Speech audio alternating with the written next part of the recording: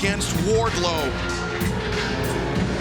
Yeah, well, you know, momentum is the king.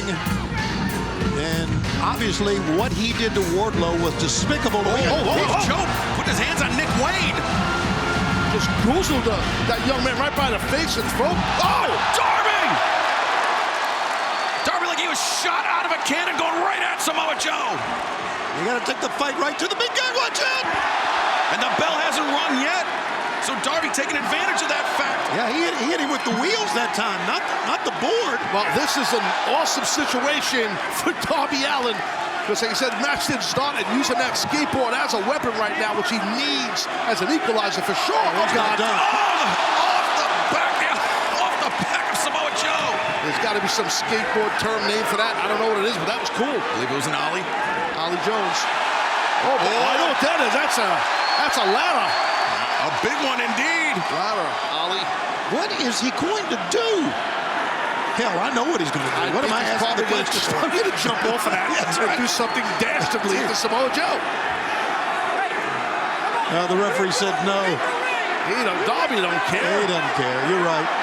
Again, the bell is not sounded. Darby is on the top of that ladder. Oh, my God. Gotta be shaking.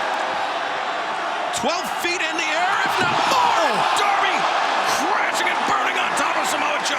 Knee, man. I think Darby, I don't know if it was so quick. Let's take a look here at the knee of Darby. Might have hit Joe's head. Yeah, I think it did, right? Was that his knee?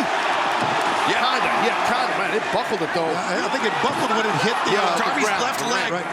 When it came down. It wasn't his head, it was the ramp right there, buckled it. And Joe just systematically, with poise, picking apart the resilient Darby Allin. You see agony all over the face of Darby Allin. You see many fans standing here. Joe tees off on Darby with that kick. Everything with such force, guys. Everything. Oh, Joe sits back with the senton once again, torturing the knees of Darby.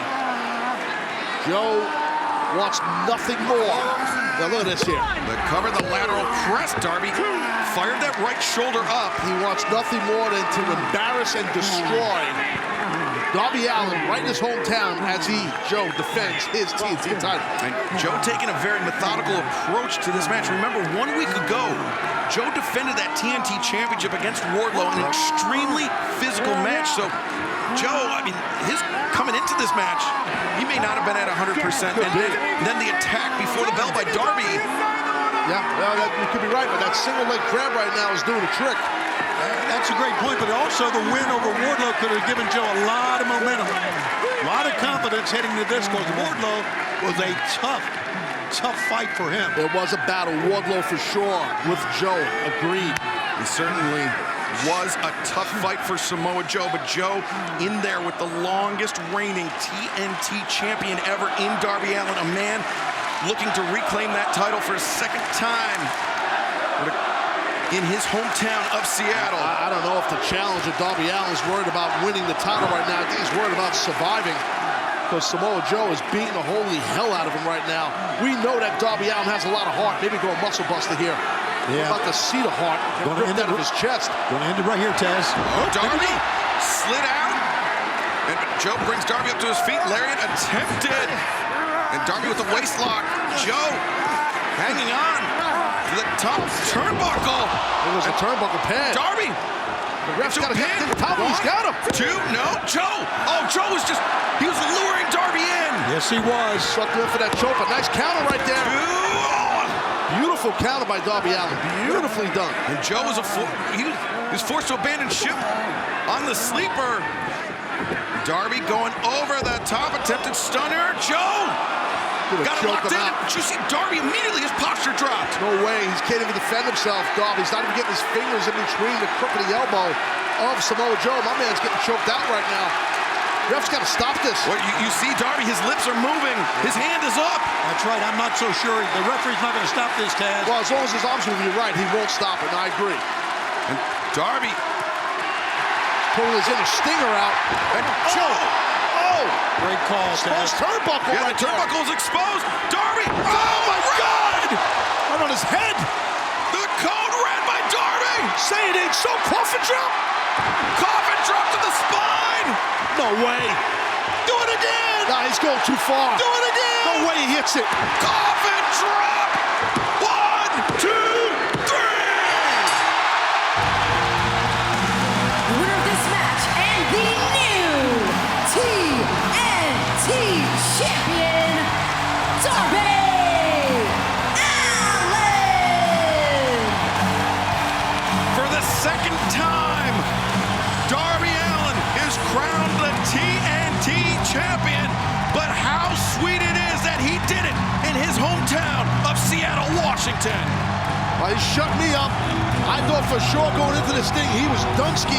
And then during this thing, Samoa Joe beating the daylights out of him. I didn't think not only would he survive Darby Allin, but win the TNT title. He made history right here in Seattle.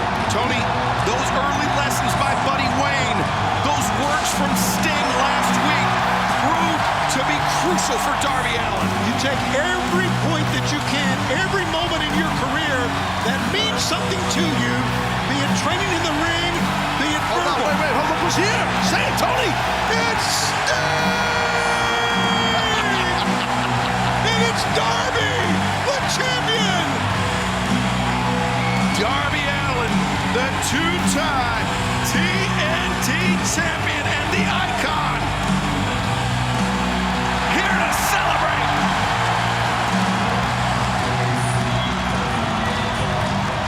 It's truly one of the great moments we've had since we've been doing this program, guys. It really is. Give him the belt. Man, this is awesome. I gotta say, I don't like these guys, but it's pretty cool. I was thinking, what a moment to cap off this new era of all elite wrestling dynamite, the home of professional wrestling. And coming up this Friday night, Rampage Battle of the Belts 5, back-to-back Top Flight versus Moxley and Danielson. Plus, on the no-holds-barred match in the AEW World Tag Team Championship, the Acclaim versus Jared Legal plus Orange Cassidy, Kip Sabian one-on-one, then Moxley and Hangman next week on Dynamite.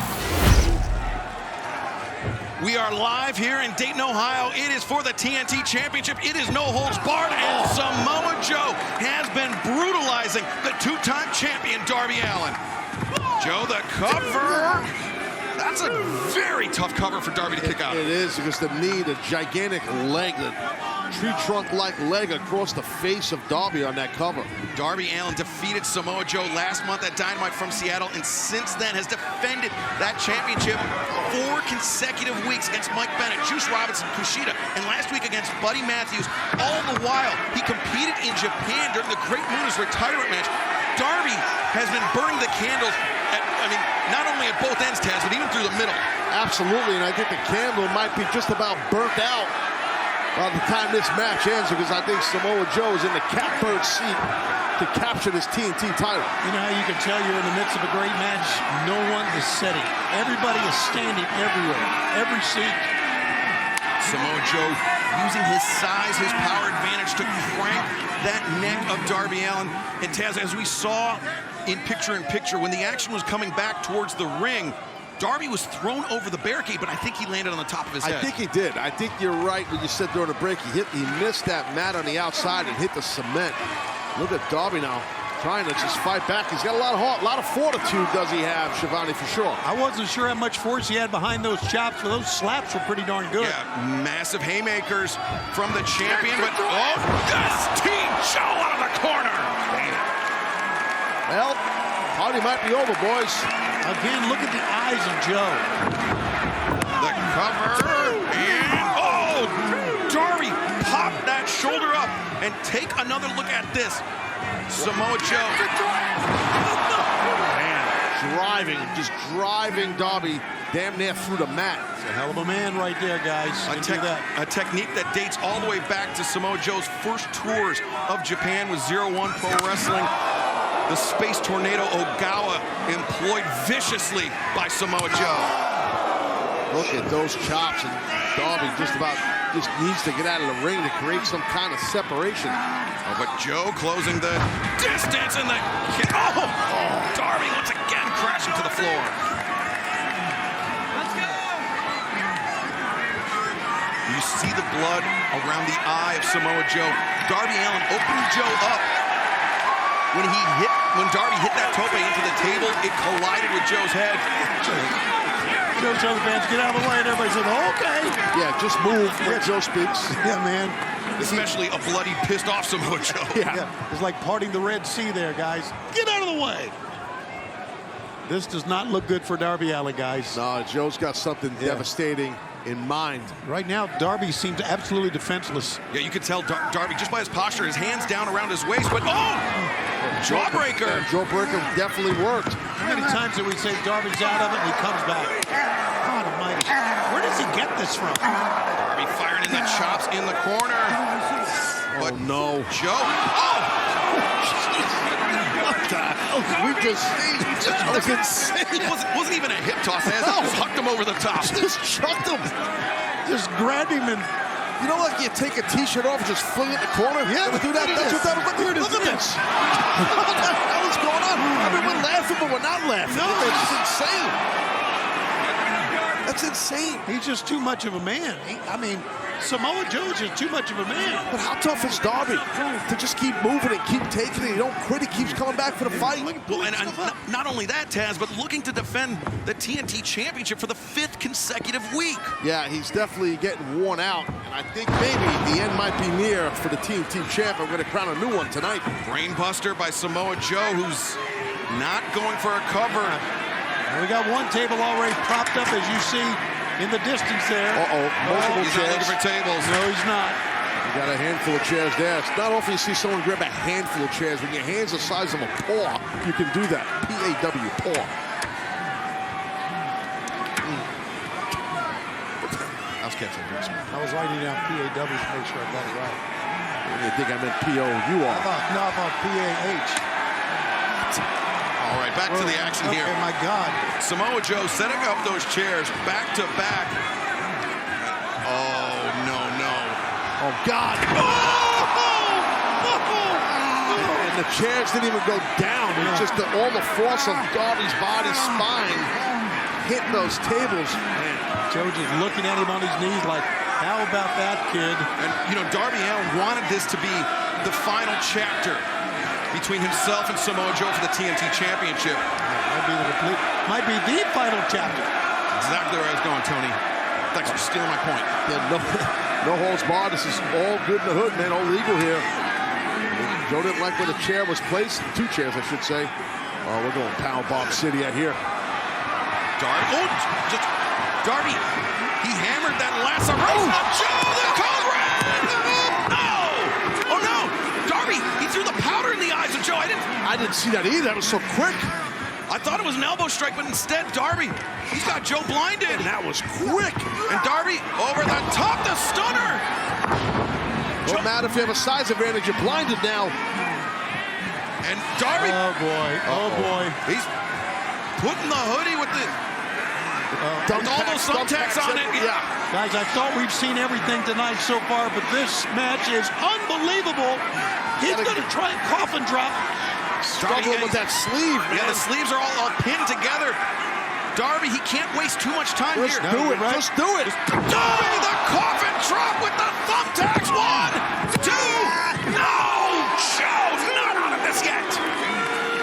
Man, that might have been the last straw for Darby Allin to retain his title. I mean, it was the coffin drop in Seattle that allowed Darby Allin to become a 2-time TNT champion. Samoa Joe. What's he got? Ratchet wrench. What's he got? He's got a... Darby with a blade. He's got a blade or he's cutting snips or something. He's cutting the canvas. The ropes that hold the canvas down. Guys, we've seen a lot of stuff, but nothing like this. I've never seen this. The last time Darby's gone insane. He's flipped out. He's insane here. Well, he's fighting for his life. I don't blame him. He's fighting for his life, not just his title. Look at the desperation in this man. Darby he's cutting at everything that's holding that canvas down. He's gonna need a bigger blade. Yeah, he sure is. Oh boy. Darby, he's revealing everything underneath the ring. Yeah, what is he? I don't know what he's up to here. I know this much. In wrestling history, some crazy things have happened in Dayton, Ohio. I can speak on that. Yeah, he's looking to expose not only the boards, the pine boards underneath the ring, but also just the steel ring frame. He didn't cut that one open. It don't matter. No, it doesn't matter. Look, he's going for the mat now, the pad. He wants to expose the boards underneath. So that's what he wants. He probably wants to drive Joe's body somehow in the thick wood without any padding. Now, this is what no holds barred's about when you're wrestling Darby Allin. And there's only been one time in AEW history that we've seen this happen, and it did not end well for the man that exposed those boards. But Darby now with... Oh, God! Did you see Darby's heels hit the top rope? That changed his trajectory. Darby crashed even harder than he would have if he hit it clean. I want to tell you this. When he went to cut off the ring mat, that turned the tide in Joe's favor. Look at Joe's face. His face is clean as a whistle. I think he went to the outside. He got a water bottle. He washed all that stuff out. Oh, God, the thumbtack switch. Oh! Joe also baited him in on the outside, set himself up in front of that table. Oh, God. Oh, no. Thumbtacks in the face. Oh, no. The thumbs in the eyes of Samoa Joe. This is violent, man. This is a fight for survival. Talk about no holds barred. And that's what you do, man. You got to go for the guy's eye. Oh, man. Bryce was checking in with Joe right there. Man, Darby's fingers were deep in the eyes of Samoa Joe. And that, I don't care how powerful, mean, thick you are, that will slow you down. So will that chair. And Darby, I think that sweatshirt may have been stuck to his hand, and now Darby just swinging for the fences with the chair, Tony. I think, well, there's no padding here. This is exposed, thick wood.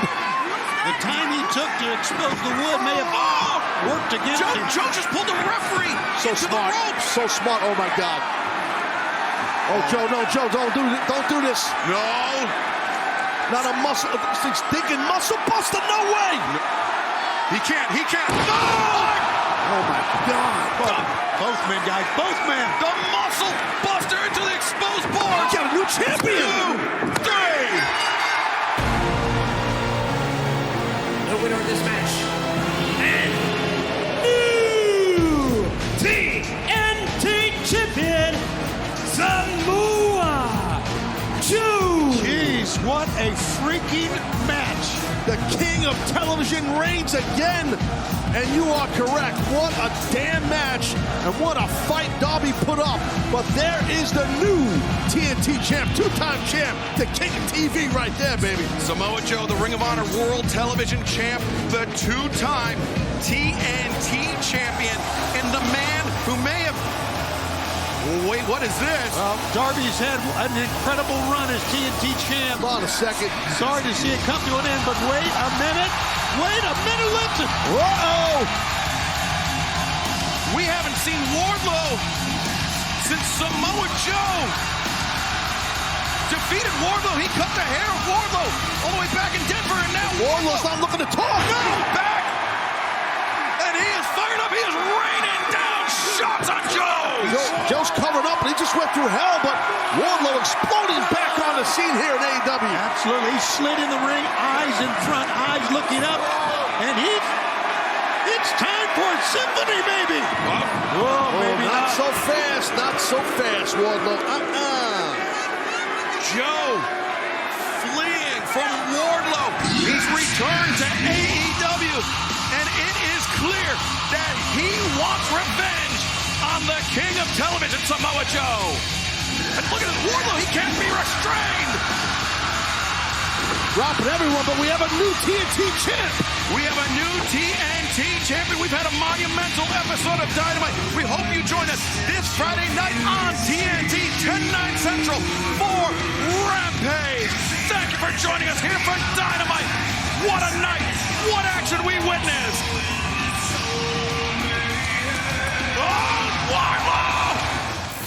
Not gone 60 minutes, but you can see they have pushed each other to the limit here. You can see Austin just barely getting to his feet. Watch him. Oh, ref. Oh, my God. The rolling elbow strike. And Stephon Smith got knocked out of his shoes.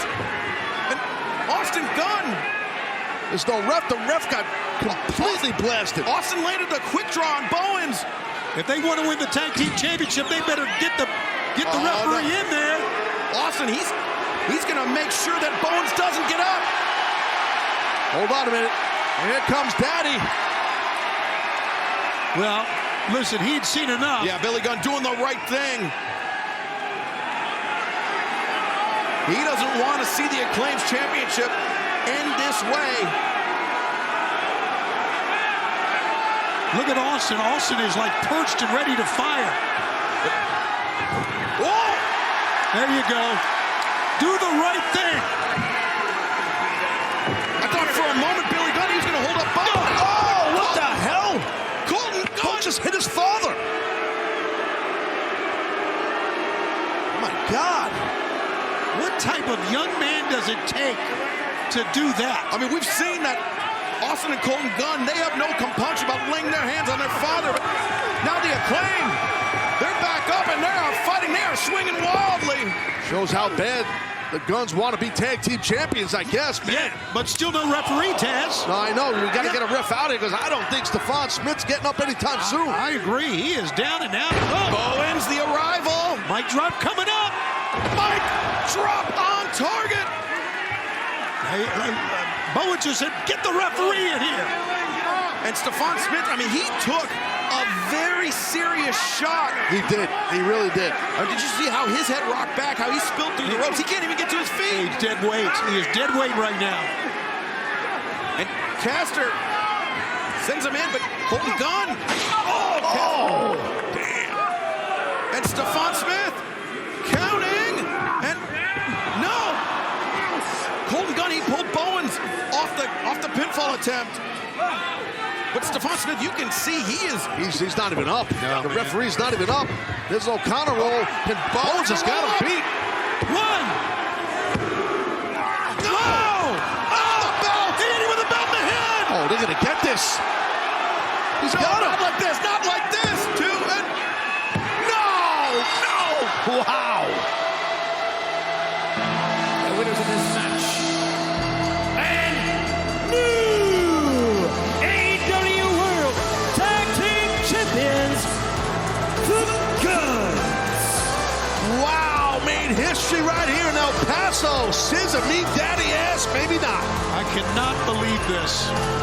What a disgrace. What a shocker.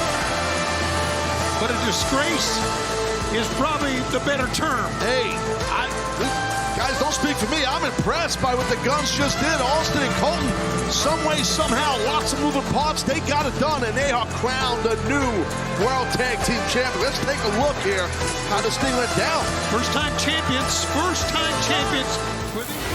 They get knocked out and get beat, get pinned, or a guy hooks a hold on you, and then next you know you're tapping out or you're knocked out. Absolutely. Surrender, submission, kind of the same thing. And let's... Wardlow became a two-time TNT champion this past Sunday night at Revolution. Look at that power right there of the TNT champion. Oh, but Hobbs back up to his feet and a spine buster from Powerhouse Hobbs when Wardlow's up. Yeah, don't turn your back on Wardlow, man. Yeah, these two guys have so much similarities in size and power, experience, everything, age, the whole nine. They cut from the same cloth. We've heard Wardlow say that about Hobbs. Yeah, big right hands exchanged. And Powerhouse Hobbs, oh, the lariat takes him off his feet. Wardlow in search of his first defense of his second reign here tonight. Powerhouse Hobbs not making it easy. But the F10 connects. Wardlow get him here. Covers. And no, Hobbs shot that shoulder up off the mat. So strong, man. It's going to take a lot more really than that to keep him down. And Wardlow knows that. He was nodding his head that time. And Taz, we talked about how physical the match this past Sunday with Samoa Joe is. Wardlow, he has been on an emotional roller coaster ever since then. How is that going to affect the TNT champion? It could affect them badly in this type of matchup. Anything can happen, but you got to stay focused if you're Wardlow. Every time he has something in mind, Hobbs counters. Second time. A second spine buster, and that one seemed to keep Wardlow down. Hobbs rolls Wardlow through. Third one. Third spine buster. Great turn of the hips by Hobbs. Two, and Wardlow kicking out. Barely, that right shoulder got up. That was impressive by Wardlow to kick out. Those are impactful, thud-like spine busters by a powerful man in Powerhouse Hobbs. A lot of people here cheering on the Oakland native. Of course, we know his story. It's been well documented here on television. In the Book of Hobbs, what he went through as a youngster. Yeah, I'm proud to say I've been a small part of Hobbs' evolution here in AEW from the beginning, so I'm so happy to see his success right here, and same for Wardlow. I'm a big fan of both these men. Absolutely. We know about Wardlow and his father, and how much he meant to his career that he never saw, and how much he means to him. And well, it's just a struggle on both ends. And there you see, as Powerhouse Hobbs is looking for the table, Paul Turner giving the 10 count to Wardlow. Hobbs may not even need the table if Wardlow's unable to answer the 10. Yeah, well, obviously Hobbs has something in mind with this, setting this table up. Wardlow up to his feet. The 10 count is broken. This TNT Championship match continues. It rages on. Man, I tell you, I don't know what's going to happen, but there's a chance. Oh, how about that? Well, I saw Wardlow grab that water and take a swig. I didn't know what he was doing. And he shut down Hobbs by spitting it right in his face. Now, Hobbs rocked the table out. He may pay for it here. Wardlow. Uh-oh, got to get out of the way, Hobbs. God, Wardlow taking a big chance. Be a crash. Oh, good God. 270-plus pounds of Wardlow crashing down from the top rope. Gonna get him. Wardlow's gonna retain. He's gonna retain. No, Hobbs. Wow, big time kick out right there. Let's take a look at this. What a camera shot, man. Wow. Oh. Taz, how many men on earth could withstand an impact like that, just like Powerhouse Hobbs did? I've taken that on a table, but never by a guy the size of Wardlow, so I don't have the answer. But man, people are loving it here in Sacramento. Wardlow maybe thinking powerbomb symphony on the God. ramp. Oh! Again! And Wardlow hurt himself that time. Did you notice just how, Hobbs, all that impact jarring through him, and Wardlow may have pulled something here, Taz. Yeah, he could have. He definitely could have. He could have did something in his rib area, in the costal, or something in his abdomen, anything. Yeah, he's holding. Look where he's holding. Hobbs he's just a little south of 300 pounds. He's a big man. Right. We saw Powerhouse Hobbs. He got Samoa Joe up for the powerbomb, but maybe Wardlow pulling something as I don't know where they're going, but I hope it's not this way. They're coming this way. I'm getting up here, guys. They're heading over here. Come on, guys. No. Wardlow and Hobbs battling right in front of us. Wardlow. Yeah, Wardlow taking powerbomb. But where's he going? No! What the? QT Marshall? What the hell are you doing? Oh, QT Marshall, the low blow. No. Oh! The chair to the side. What are you doing? What is his cause out here? QT, in the past, he has told Hobbs, my word is my bond. I got you. Look at his shirt. QTV. Oh! Wow! Shocked the world, QT Marshall. I remember the Ricky Starks, and remember that. Hold on. Now he's helping up. He's helping Hobbs up. Hobbs called him in. Hobbs pulling in the marker from QT Marshall. It's no disqualification. Anything goes. QT shouting, "It's your time" to Powerhouse Hobbs. You just got to pin him. This is all legal. He's not going to pin him. Oh, no. They're trying to end Wardlow's career. Guys, don't do this, no! My God, he may have broke his back. Damn. And now Paul Turner giving the 10 count. I can't believe what I'm seeing here, guys. There's no way Wardlow's going to get up from that. Just days removed from capturing the TNT Championship for a second time. It can't happen like this with QT out here. One more. It's a Oh, my God. 10, that is it. We have a new TNT champion. And new TNT champion, Powerhouse Hobbs. We have not seen QT Marshall in like forever. He exploded back on the scene. And his word was his bond to Hobbs. Yes, it was. Powerhouse Hobbs becoming TNT champion for the first time, and he did it by knocking out Wardlow. All legal, too. Nothing illegal. This thing was anything goes, was mayhem. Holy cow. Wardlow had the advantage until QT wielded the chair. We saw it. It happened right up front. We were going to see a power bomb off the stage. Yeah, no, you're right. And we did see a power bomb, but it was Powerhouse Hobbs assisted by QT Marshall. Wow, never expected QT to explode back on the scene. Nevertheless, we have a new TNT champion. And now a new chapter in the book of Hobbs begins as QT with that steel chair, but the low blow was the difference maker. Yeah, that was a shot right there. Yeah. And this is the killing blow, guys. The killing blow right there. Yeah, Wardlow couldn't answer the 10 count, and now Powerhouse Hobbs, the TNT champion. There are not many like that. No, not at all. Now I see Renee is going to try and get a word here with Jade Cargill. Jade, you are now 54-0. You issued an open challenge to all of Canada. You just ran through Nicole Matthews. What kind of competition are you looking for at this point? Aren't you from Canada? Oh, easy, Jade, easy. Renee Paquette, broadcaster, not a competitor. Yeah. Is that it? Is that all you have to offer Canada?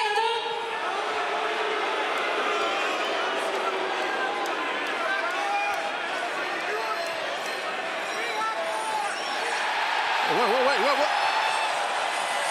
Whoa. Taya Valkyrie. Wow. We heard rumors that she was a free agent, but That's a hell of a Canadian star right there. Taya Valkyrie from Vancouver. Oh, Jade's look on her face has changed, my friend. Taya Valkyrie now playing games. Wow, what a shocker. I love this. Yeah, Taya Valkyrie, I mean, perhaps no longer a free agent, perhaps the second TBS champion. Well, that could be. She's got a hell of a resume. She certainly does, and absolutely no intimidation.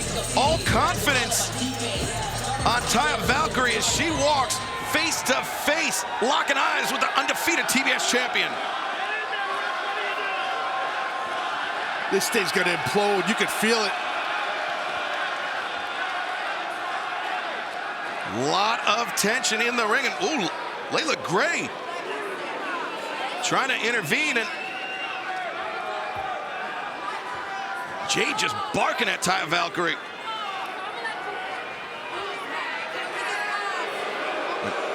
Layla gets a shot, and Oh, wait, Jade, it's Jade's move. She's gonna hit him. Taya Valkyrie plants Layla Gray. And in oh man, what a finishing move, dude. And in one fell swoop, sending a message to the TBS champion. I'm telling you, as a wrestler, there's no more disrespect than that. Now's the moment to put on the one-winged angel. Now's the moment. Oh boy. One-winged angel. If Omega lands this, it is it. Vikingo knows that as well as anybody. And Vikingo firing down right hands. Vikingo to his feet. Yeah, he escaped. The shoulder block to create some distance. Vikingo. Look at that. Look at that. Oh! Damn! Swan diving reverse Hurricanrana by Vikingo. What is this guy doing? I don't know if I've ever seen anything like this. Oh, you're never gonna. That was insanity. I literally stood up out of my seat on that one, and Vikingo is not done yet. Omega on the table. Oh man, be careful. Whatever you're gonna do, Vikingo. Oh my God! Jesus. The 630. Look at the fans. Incredible. I have never seen anything like that. Neither is Don Callis. He doesn't. He's worried about his champion now. I think Kenny Omega's gonna get with the Bucks at the hospital. He's gonna be in the hospital. Look at this. Off the middle rope, Vikingo launches, and then the 630 senton. crushing Omega through the table. It was amazing. It was amazing. But Vikingo, you can see, not without its cost to him. Throwing your body like that at an opponent, I mean, it hurts Omega worse, but Vikingo's still feeling effects from it. Yeah, there's no question both men are going to feel that. No question. Look at Kenny pulling himself up. Got to be careful of a count out here, but I don't know what kind of physical condition Omega's going to be in to even try to finish this match. Omega. See the pain on his face, Excalibur. And we have to think back to that surgically repaired hernia that Omega had during his nearly year-long layoff from the ring, and both men beating the count, but just barely. Vikingo immediately covers, and again, Omega, a very late kick out. Smart, good idea by Vikingo to try and grab the win. After that, not able to, but smart cover. But he looked like he was in a little bit of celebration that time with that right hand up in the air. Maybe not.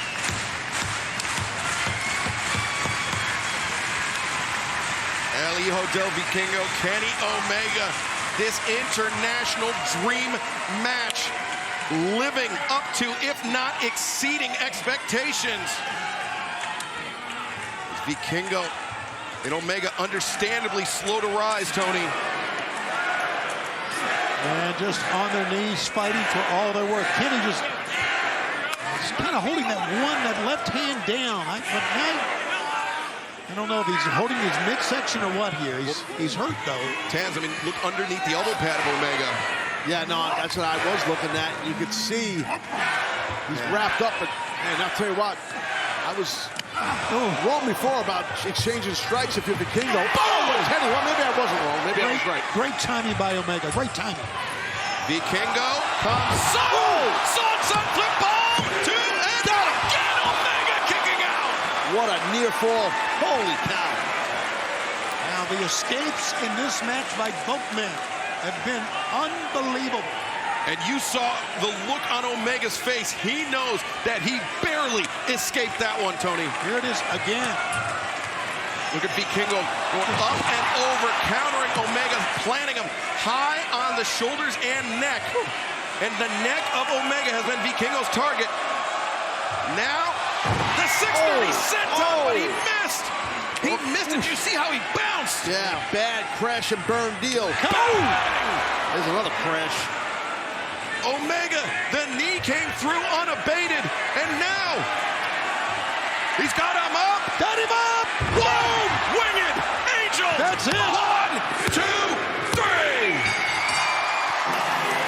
The winner of this match, Kenny Omega! I mean, spectacular right there, Excalibur. Spectacular outing by both men.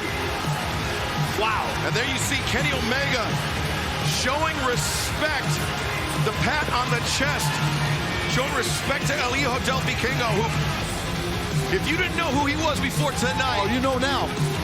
boy, do you ever. Kenny Omega, though, an incredible victory tonight in our main event of Dynamite. And our colleague, Tony Schiavone, is headed down to the ring with the microphone in hand. What an incredible matchup. Both men, and Kenny Omega, take a deep breath. You are back in singles competition. My man, that was a match for the ages. Thank you, Tony. You know, the more time goes by, the more I wonder if I'm able to do this kind of stuff. But for you fans, What the hell? Oh, the Blackpool Combat Club! Oh, wow! Look at this, just attacking Omega now. I mean, we have to believe that they took out the Young Bucks. They're the ones responsible for hospitalizing Matt and Nick Jackson, and now looking to do the same to Kenny They Omega. tapped on Grayson earlier after the match that Mox having him, and now, like you said, Kenny Omega after this amazing matchup, just getting worn out by these three members. The Blackpool Combat Club just running roughshod all over AEW. Look at this, Claudio Castagnoli, Wheeler Yuta, John Moxley. I mean, this is kicking a man while he is down in the truest sense of the word after that incredible match with Vikingo. Now this 3-on-1 assault on Kenny Omega. Well, the physicality that match with Vikingo was, Omega to the point you're making, nowhere near 100. Oh, what the hell's it? The sound of sirens and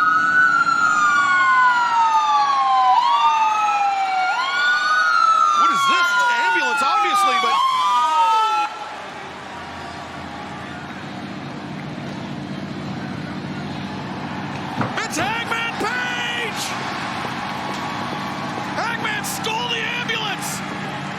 Weapon in hand, too. And Blackpool Combat Club, they better wear out Kenny as long as they can. The Hangman's going to come out here, weapon in hand, ready to go. Hangman, he must know what the Blackpool Combat Club has been doing all night, and he is out here for a measure of revenge. Where is he? Is he out here? The Blackpool Combat Club eagerly awaiting.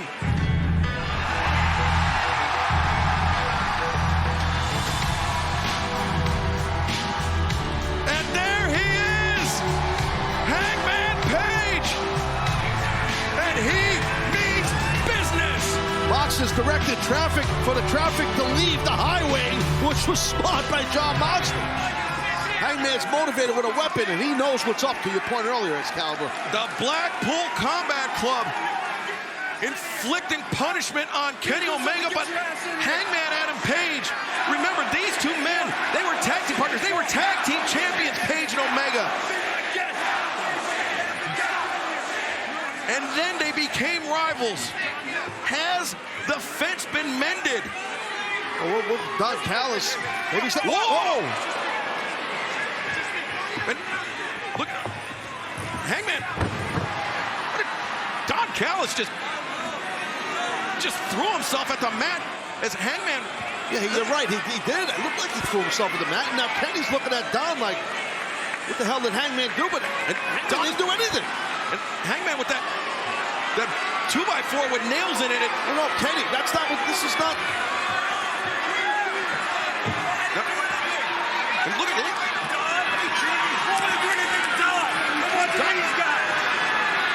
Don Callis.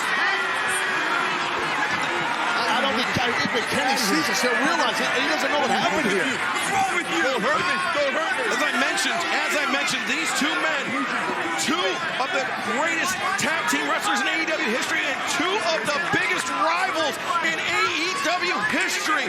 And Omega leaving with Dax itching to get in this thing. Yeah, buddy, look at that. They did a little U-turn that time. Yeah. Threw him away from the corner, which is smart that time by Austin Gunn. There's no doubt, Tony. You know that. And that's so smart right there. You do that right there, as you said. Right. Referee now, Shivani, is dealing with Dax, who wants to get in there. Right. You know, he's seen his partner, all this stuff happen. Threw him out on the other side from the corner where Dax cannot even drop down and check on his partner. So he's a long way from going. Right now, the Guns are in their element here. Yeah. And it was smart. You saw that what Austin did. He stayed in the middle of the ring and he waited for Cash to try and get to Dax. And again, cutting the ring in half. And that is the key to any tag team success. Hey, they're a great tag team. I'm telling you, they are a great tag team, the Guns are, but my God. And as you know, Shivani, Billy Gunn, their dad, was one of the greatest tag team wrestlers of all time. Sure championships he's held. I mean, he's never defeated me and my former partner, but that's a whole nother story. Wow, okay. It's an inside thing. I'm sure it is, and I'm sure you're going to hear about it. Never defeated us either, Cass. That's right. Never beat you and I, that's true. Wow. You guys were tag team partners? No. Hey, dark every Tuesday, buddy. Get on board. Right hand by Austin Gunn. And FTR not wrestling this match with their typical confidence, I would say. I mean, maybe some ring rust.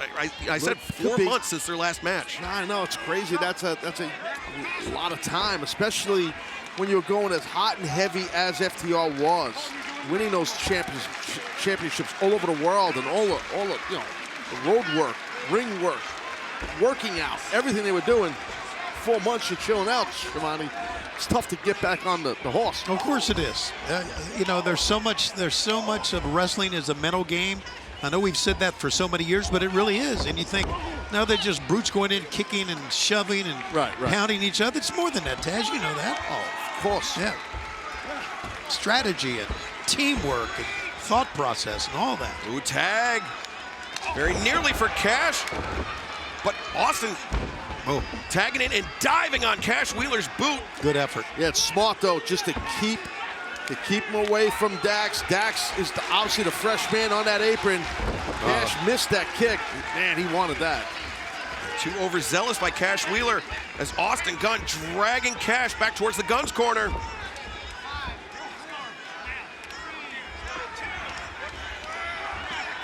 The stakes could not be higher in our main event. It's the AEW World Tag Team Championship of the Guns versus the AEW Careers of FTR. And Dax Harwood got a crucial tag from Cash Wheeler right there, Taz. Yes, exactly. You got to fight for your life right now if you're FTR, especially Dax, because he's been sitting on that apron. His partner's been getting worn out. Your careers here in AEW are on the line. His partner's so worn out, he's still on the floor. And it's 1 man against 2 right now. Yeah, and it's extremely difficult, but he's doing a great job as Dax. Again, so much on the line here, Excalibur. Dax underneath, short arm lariat takes down Colton Gunn. One of the greatest strikers in the business. Dax Harwood. Dax. Yes, sir, buddy. As he sends Austin Gunn into the corner, Austin reverses, Dax underneath again, lariat attempted. He was swinging for the fences with that one. He telegraphed it too. Oh, Austin stepping through. Blocked it the second time. Can he get it? Whoop. The up kick by Dax, inside cradle. 1, 2, almost 2-time champions FTR. So phenomenal. smart. Yeah, I'm sorry, Taz. Phenomenal counter move by Dax. Man. And coming up live this Friday night, 10/9 Central on TNT, it is Rampage Anna Jay versus Julia Hart. And plus the FTW Championship rematch. FTR almost did it. Wow. The FTW Championship rematch, Hook versus Ethan Page. Jade Cargill and Taya Valkyrie will sit down face-to-face. The Acclaim and Daddy Magic, Cool Hand Ange in 8-man tag team action. As FTR, DDT. Swerve Strickland with a major announcement this Friday live on Rampage. Plus Darby Allin, one-on-one with Lee Moriarty, then immediately following Rampage's Battle of the Belt 6 live on TNT. Orange Cassidy puts AEW International Championship on the line against Dralistico. Jade Cargill faces the young phenomenon Billy Starks, plus the Lucha Brothers will put their newly won Ring of Honor World Tag Team Championships on the line against QT Marshall and Powerhouse Hobbs this Friday night. Yeah, Friday night is going to be massive for us in AEW, man. Just sitting at your TV or your phone or whatever and enjoy it. Nice reversal right there by Austin. Roll up there. Blind tag was made here, guys. Good call on that, Shivani. You are correct, sir. Cash sir. Wheeler. There it is. Oh. Dax Harwood, spike pile driver. Yeah, Come you on. got to get him. The cover. 2. No. And he had that. He had it. Dax had it. Dax Harwood, a heartbeat away from not only preserving the AEW careers of FTR, but becoming 2-time AEW World Tag Team Champions. And he was talking to himself right there. A little frustration in Dax, as you could see. Well, you're right about frustration. Are they pressing? Is FTR pressing because the pressure's on them? Good point. Good point, Austin Taz. Gunn up to his feet. They were going for the big rig. They were going for the big rig. And the reversal. Now, the 310 to Yuma was blocked by FTR.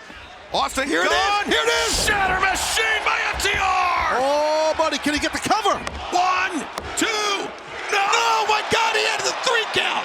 Hey, Colton, great job by Colton, like it or not. Oh, come on. No, that's smart. You got to save your tag team title. And the Guns want the DQ. Of course they want the Guns DQ. want the DQ because that will end the match. That will end the careers of FTR. And they retain their titles. And Paul's having no part of it. And that's the referee's discretion. Absolutely. He said, come on, we're still wrestling. Good call, Paul Turner. Good call. And face first right into the steel post goes Cash. And you know Paul Turner doesn't want to see FTR's AEW careers end like that. Great standing switch. Oh, Colton Gunn with the assist. Ooh, God, he got... Colton and Dax, they collided heads.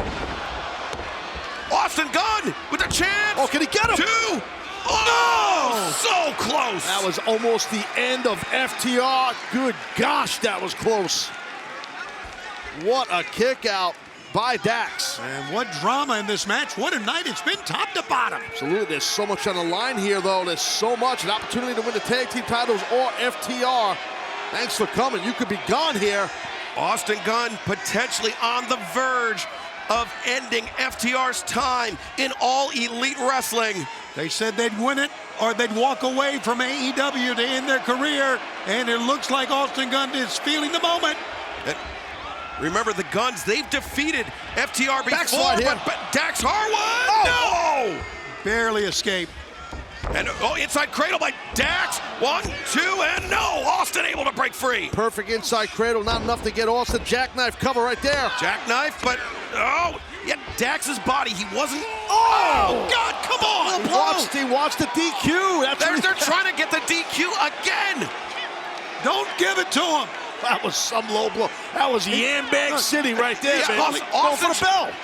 Calling for the bell. Oh, and wait a minute, Paul he stopped Paul Turner from calling for the DQ. He's begging them. He's trying to preserve the AEW careers of FTR. Oh, wait, 310 to Yuma. It may not matter.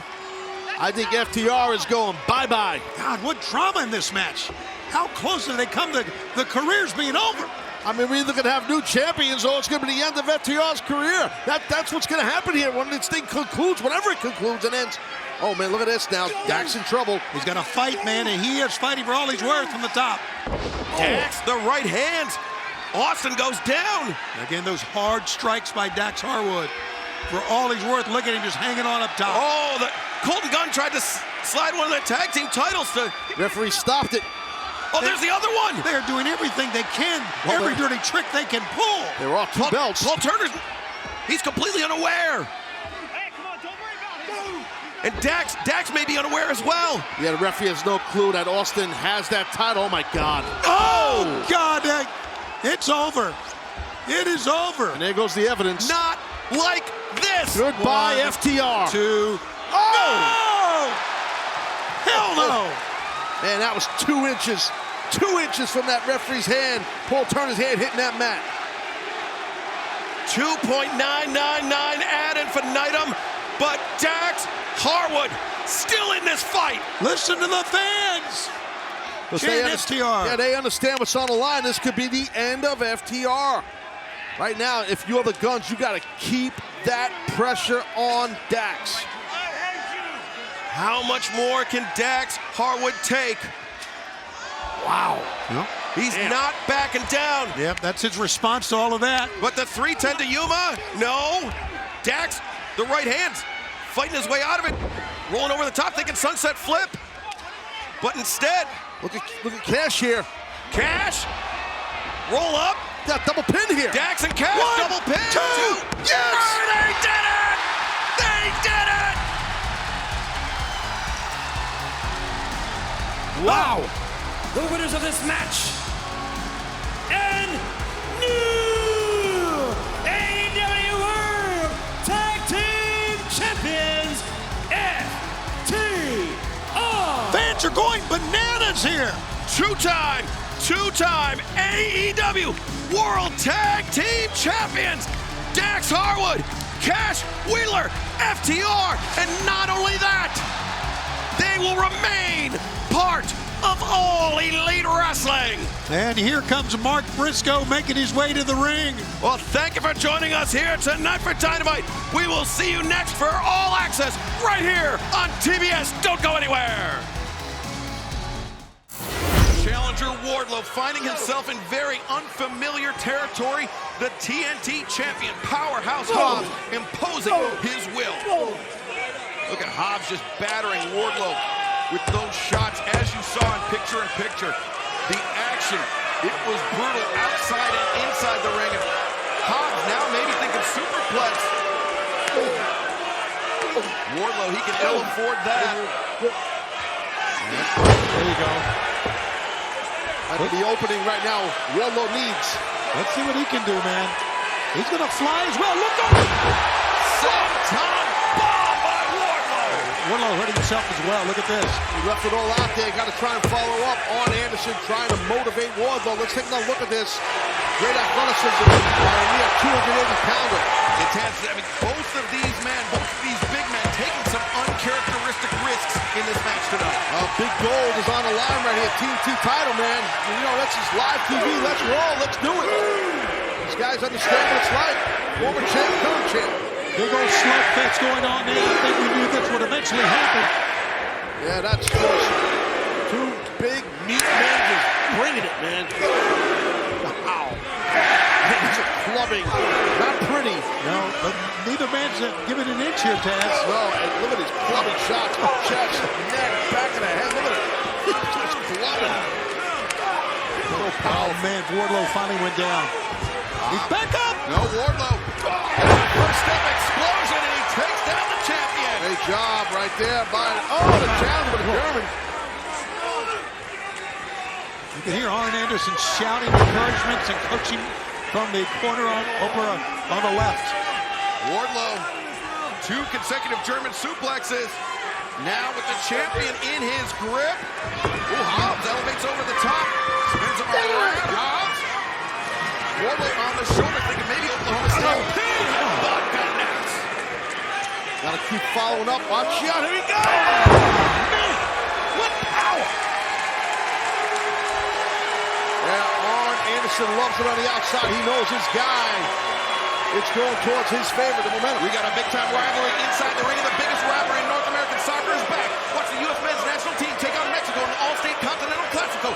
Next on TBS and HBO Max. Slight distraction here by Holly. Slight distraction. Yeah, I think a big distraction. And look at Arn.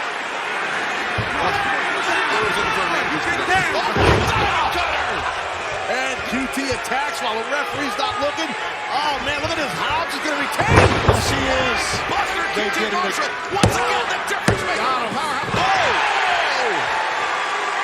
Well, distraction. QT's game plan didn't work.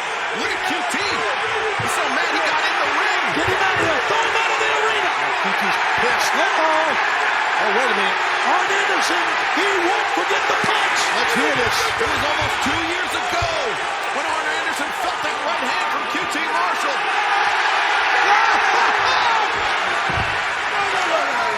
I won't be doing it. Uh-oh. What's behind you, QT? Oh, no. QT getting rocked by Penta. And oh, no, it's a DDT. Oh, my God. QT, thanks for coming. Powerhouse Hobbs, the roll up, and again, Wardlow able to survive. Oh, my God. Oh, powerbomb. Powerhouse Hobbs, he walked right into it. You can see he's on roller skates. He's going to do it again. He's rocked. Hobbs is can he get him up? Uh-oh. How strong is this man? Wardlow, he can feel it. This Pittsburgh crowd, they can feel it. He's conducting the symphony. They're standing everywhere. Wardlow brings Hobbs up for the 3rd time. Wardlow, powerbomb, the cover. And 3 powerbombs for the 3-time TNT champion. And new TNT champion, Wardlow. Tony, you talked about how important this town, Pittsburgh, Pennsylvania, is to Wardlow. This has got to be so special winning the TNT championship right here. It's a wonderful night on many levels, Excalibur. It really is. The emotional that Arn Anderson went through. Whoa, hold on here. No more celebration. That has ended. Check this out. Christian Cage? He might have a buddy with him, a big buddy. Now we have seen some ominous portents from Christian Cage and Luchasaurus. Well, that's a direct message to the brand new TNT champ. Wardlow, the 3-time TNT champion, immediately being called out by Luchasaurus and Christian Cage. Doesn't take long, does it? You win a title and they're coming at you from every angle. Oh, I know you can hear me, you son of a bitch. No boom. Listen, it's one thing for you to run your mouth. Hell, it's one thing for you and Danny Garcia to jump me and beat me up. But the fact that you had me handcuffed right here and made me watch as you orchestrated, as you constructed that beating for no good reason to Britt, that is unforgivable. Chris, you crossed a line that you cannot come back from, and I swear to God, I'm gonna hurt you, and I'm gonna hurt you bad.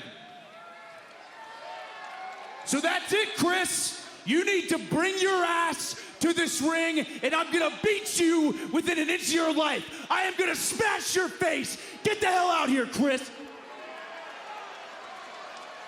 Buddy, Adam Cole means business. Take a look at his demeanor, his face. I'm losing patience, Chris. I ain't got all day. I know you can hear me. Bring your ass out here. Just a straight call out. All business Adam Cole right now. Okay. Have it your way. I'll come find you. Here we go. Oh, my God. I don't blame him. Oh, whoa. Well, we've seen Dr. Britt Baker, DMD, the pictures that she posted on social media, that huge shiner under her eye, courtesy of the Outcast. It was absolutely horrible what we witnessed. It was a brutal beatdown. Cut the music! I said cut the music!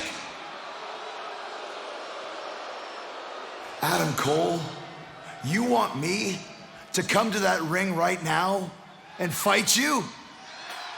Are you kidding me? I don't want to be anywhere near a man like you. A man who allowed the love of his life to get viciously beaten right in front of his eyes. 1 foot away, and you did nothing to stop it. Adam Cole, you are a coward, and I don't want to have anything to do with you. I don't want to be anywhere near you in that ring tonight. But my guys will. Oh, brother. Get them, boys.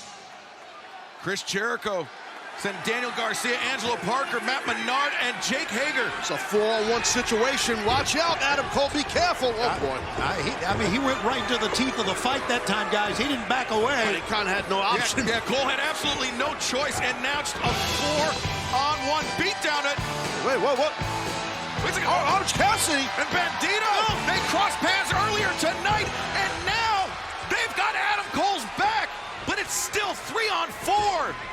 Absolutely, out of nowhere. I was shocking that Orange Cassidy's out here with Bandito, but oh my God, Hager's got Bandito. They weren't here last week, but they're here tonight, and still the numbers are against them here, guys. It's 4-on-3 here. Yeah, absolutely outnumbered. A very valiant effort. And you look at Garcia just standing on the head of Orange Cassidy. Well, Jericho orchestrated last week the brutal attack on Britt while Adam Cole watching. Jericho, he's orchestrating this. And Menard and Parker, just a 2-on-1 beatdown on Adam Cole. What's this about? I have no idea. What is this? What? Oh! Roderick Strong! All right.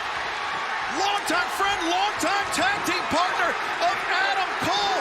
And he is battering the Jericho Appreciation Society. What a shocker right here. This man many times over in champion Ring of Honor, and look at him here in All Elite.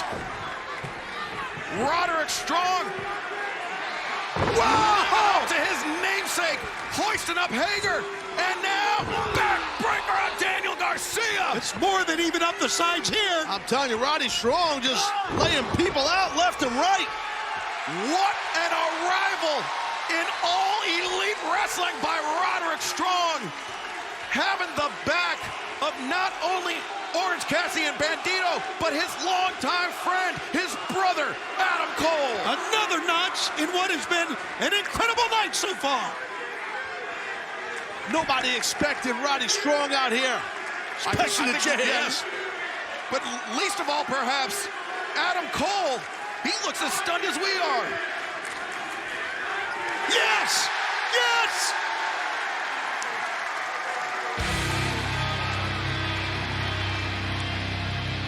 What an emotional reunion here. And look at those cowards. What a moment.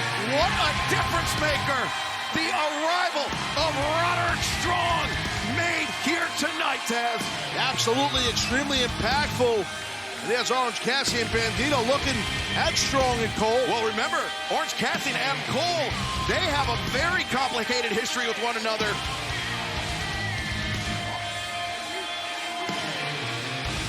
Wow. Wow, that's right. We are going to have to keep a close watch on this emerging situation. But right now, let's go to the latest edition of QTV. I mean, he's done so much before the age of 18.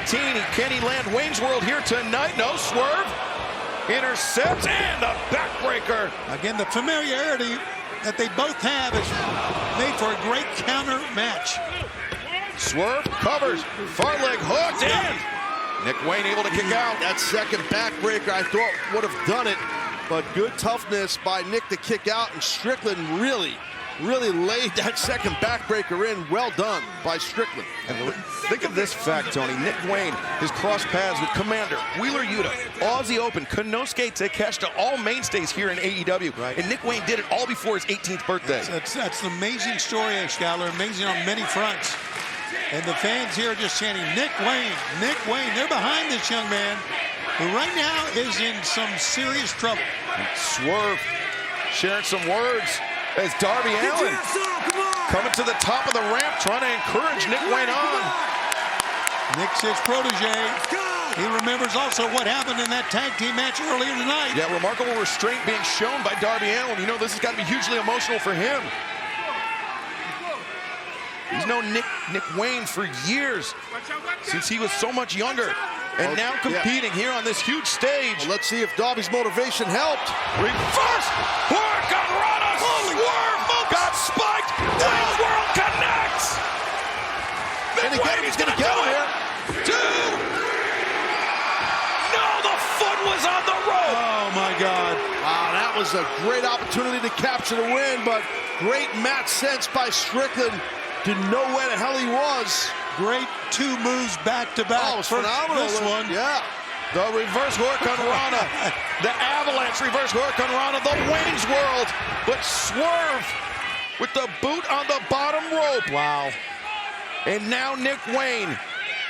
What does he have left in the playbook? What does he have against an opponent like Swerve Strickland? Oh, my God.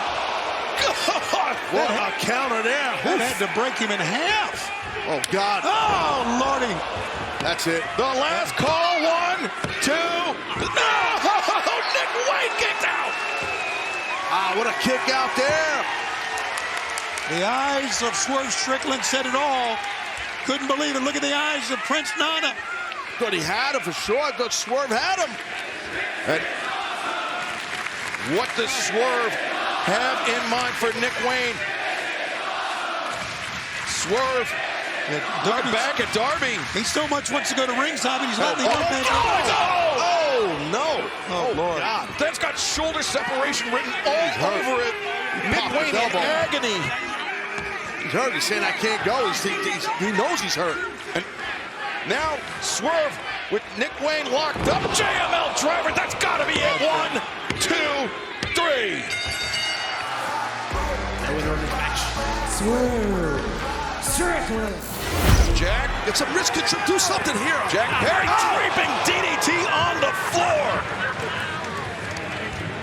Now the toughness, the resilience of Hook becomes the issue as Jack immediately returns to the ring and he wants to win via count out. Of course he does. He wants every shortcut he can get, and maybe he's had enough. Hook's not moving. What the hell? Oh. Let's take another look at the draping DDT. Hook's ankles, his feet on the ring apron, the head driven into that thin mat on the outside. We've mentioned so many times that mat there to prevent lacerations, nothing more. What is he at 8? He's got to get in the ring. He's at 8. Now 9. Hook beats the 10 count, much to the chagrin of Jack Perry. You can see it on the face of Jack Perry. Hook struggling to get to a vertical base, though. Oh, look at the eyes of Hook. And now Jack Trying to punk him out. Yeah, with those brand new black boots. Oh, wow, swing and a miss. Yeah, but he got to his feet in a hurry, guys. Hook, though, dropping to, after landing the elbow, Jack Perry, the German suplex. He deadlifted him over the top, and Hook is at his feet. Telling you could see it in the eyes. When he first rolled in the ring, he was back into this thing. He's a straight BMF, I promise you. Swing and a miss by Jack Perry. Thrust kick avoided. Oh, no. Hook.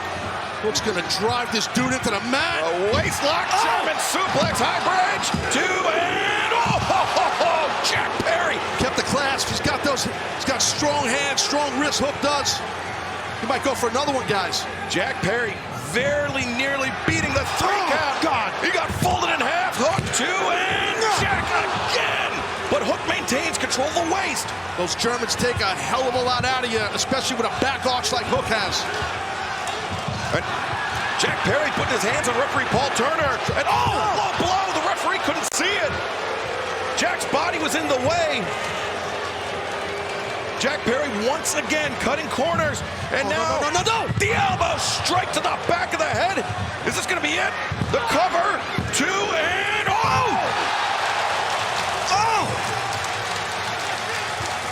Right now, Perry's incensed. He thought for sure it was over.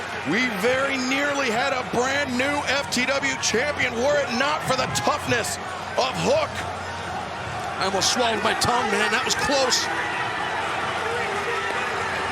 Now Jack Perry putting his hands on the FTW championship. That title that he said, what the hell? Hook was waving in his face, that Hook was taunting him with. There you go. And as you mentioned earlier, this isn't FTW rules. It's not, right? Oh, Jack dropped the belt. Hook, look. Oh, Paul Turner. He got sandwiched in the corner, and now, right on his head. The head and arm suplex.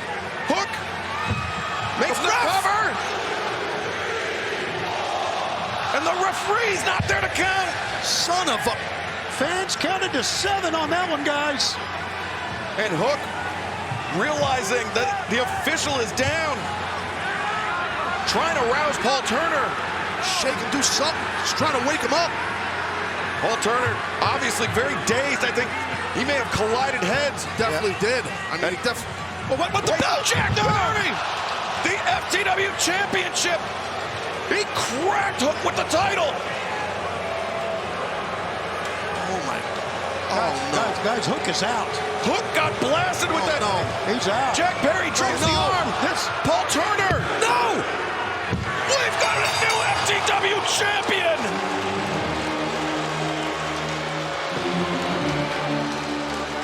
The winner of this match and new FTW champion, Jack Perry. Moxley. Oh, God, he's got is that the screwdriver in his hand? The screwdriver, and he just goes right onto fork, I think. No warming up with a bullpen. What a maniac. Moxley coming to the ring with a fork, going right after Hangman, right after Omega. Look at he's stabbing Omega in the ear. Just exactly what you were saying, Excalibur made for him. And now he's biting the fingers. He's gonna bite his damn finger off. That's what I'm saying. He's stabbing the body of Hangman. Moxley is an extremely sadistic man for those that are new to our programming. And if you didn't know, now you do. Well, hand the weapon off. Oh, it's a fork! A fork for Claudio Castagnoli. That's not the little fork that you have for dessert. That's Jackson about to walk into the Lion's Den with the BCC waiting for him. A shot staggers Moxley. Nick Jackson. The drop kick. Moxley landed in the broken glass. God, he sure did. And I think Moxley's jacket partially absorbed some of it, but his arms landed in the glass. That was a great entrance by Nick, right at the right point into the glass. Oh, Pac and Claudio. This could play out here, guys. Yeah, Nick Jackson's got to definitely use that to his advantage, and he sure is. Now Nick Jackson super kicks all around. Vaults over, and the lariat sends Pac spilling over the top. Shoulder to the midsection on Claudio Castagnoli. Face buster. Nick Jackson goes through the rope. Coming to the top of the ramp, eliciting even more boos from this TD Garden crowd in Boston. It's Takeshita spiking that chair into the face of Hangman Page. And now the Bucks with Konosuke Takeshita. No, Takeshita reverses, meeting of the minds there for Matt and Nick Jackson. Oh, German's hit. Double German suplex. I think Don Callis has joined us here at the desk. I love when people just surprise us here. We get like no heads up. Hello, Don. Good to be out here. Historic night, gentlemen. Konosuke Takeshita about to tee off on Kenny Omega, but Omega. Smart you can't do the extra sway so nobody attacked you.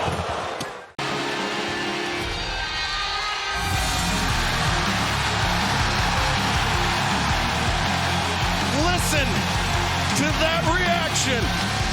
Taz, you talked about Jon Moxley being a hybrid. Kota Ibushi, A man passionate about all aspects of professional wrestling, from the severe to the surreal, from the sensational to the sublime, and he is here in All Elite Wrestling. To even up the sides, but now, since Wheeler Yuta got knocked down on the outside, it's going to be an advantage for the Golden Elite. Ibushi. Continue. Go ahead. Kota Ibushi is the original codependent friend of Kenny Omega. Driven down. Yeah, Willie. Oh, God. Oh, no! No! It's karma! And Moxley, his spine now perforated by the bed of nails. You brought it. You feel it, dude. Oh, Bushi's not done with Mox. I don't think so. Bushi's looking like the MVP of this match so far, guys. The nose salt press into the bed of nails by Kota Ibushi. What do you think? No. Oh, Northern Lights suplex on top of the cage. A second. It's gonna run. No. Oh, no. Be careful. A third. Oh, my God, no. This is perilous. Fans are This looking is up frightening. Fans are looking up at ringside, and Matt's going to throw him off. Oh, no. Oh, my God. Yuta counter to the DDT. He's going to throw him off the top. As now Pac and Claudio Castagnoli with, wait, Matt Jackson's still on top of the cage, and Matt Jackson, what is he? What the hell? What is this? He's raining thumbtacks down from the top of the cage. I've never seen it done like that. Whoa! And, the Golden Elite take advantage. Timing is everything, and great job. Hangman. This thing has been totally just nuts and crazy. Superplex by Yuta on Matt Jackson. Pac taken down by Kota Ibushi. Kenny Omega taken down. What's Pac doing? What is Pac doing, for God's sake? Pac has scaled the cage. And, the foot stop through the table. To the glass. There's no safe place to Oh, land. the snap. Dragging into the glass. No safe place to land at all anywhere in this two-ring battleground. No place. The ring, a proverbial minefield. Broken glass in 1-0, one-winged angel. Great Pac. Great the brutalizer. Oh, that's awesome right there by Pac. The brutalizer locked in. Omega, the man for the Golden Elite, who's been in this match the longest. From the very, very beginning, to your point. Now Manji Gatami by Wheeler Yuta. And Kenny's got a bad neck. Let's not forget that. That's Takeshita. Now the sleeper on Ibushi. Who's going to tap here? There's submission holds everywhere. Moxley with the triangle. There we go. And the giant swing by Claudio Castagnoli. With the tacks all around. Look at it. Remember, Chris Jericho tapped after the giant swing. Look at how far he's taking this. And now Claudio thinking sharpshooter with Matt Jackson in the very tacks that Matt dropped from the top of the cage. Ibushi escapes the grip and just a kick to the side of the head. That broke the grip. Ibushi's breaking all these submission holds with round kicks and a front kick to the tooth. Just kick your teeth out. That's what he did. Big round kick to the big chest. He's still holding on. Yeah, that karate background of Kota Ibushi. But a testament to the toughness of Claudio Castagnoli, able to absorb those kicks. He cinched up. Oh, that time. Cinched up twice. Third time, no-brainer.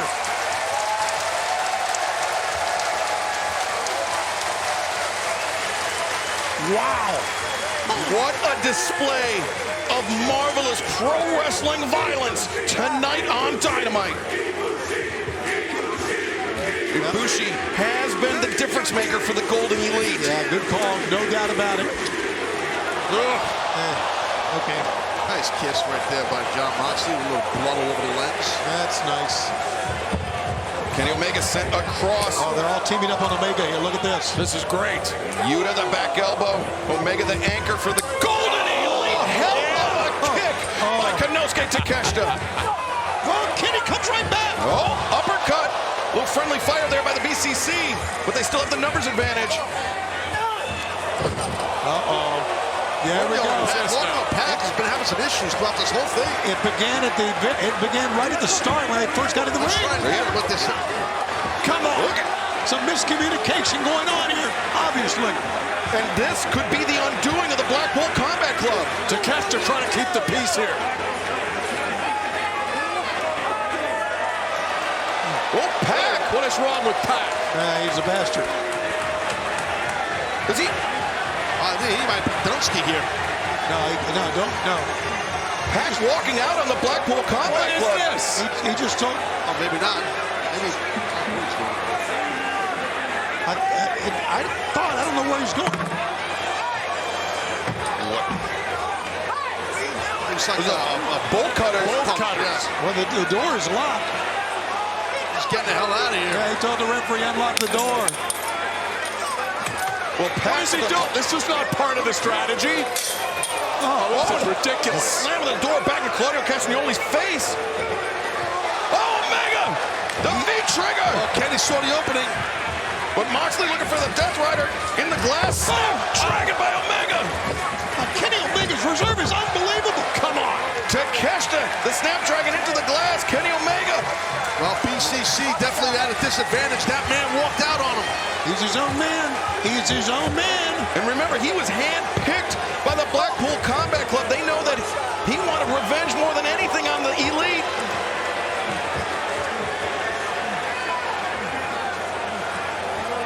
And now, Hangman Page maybe thinking buckshot lariat. Claudio sees him, though. Hangman, shot connects. It doesn't matter. Now Wheeler Yuta being held up, and those tacks at Yuta's feet. Oh, yeah, Yuta's dangling. Here comes. Shot. Trigger. Sandwich City right there. And now Wheeler at the mercy. Now lining up Wheeler Yuta. Oh, the super kick. That's a black shoe. Yeah, what's that different? Black is a different shoe. Black shoe, I believe. The black shoe. Oh, wait. What's the handcuff now being put around the wrist of Jon Moxley? I'll tell you what, the Elite show, they could be vicious and violent too. And Wheeler Yuta busted open. I mean, that's smart. They're trapping. Don Callis is just... What the hell's he going to do? Don Callis left the desk. Where's he going? He's calling Takeshita out. Don Callis just pulled Takeshita out of this match. Oh, that's what he's doing. I think Don realized that things are not going the way of the BCC. This is basically 5-on-3 now. Oh my God! And Wheeler Yuta's getting picked apart. That shoe of Matt Jackson. Oh, it's got thumbtacks on the bottom. Look at that. Yeah, you're right. Got thumbtacks on the bottom. No! And Yuta's face ground into it. Jon Moxley handcuffed to the ropes. Wheeler Yuta. He's being choked out. He's being choked out. Wheeler Yuta is going to sleep, and that is it. The Golden Elite have won. Here are your winners, the Golden Elite. Okay, it is time now for our face-to...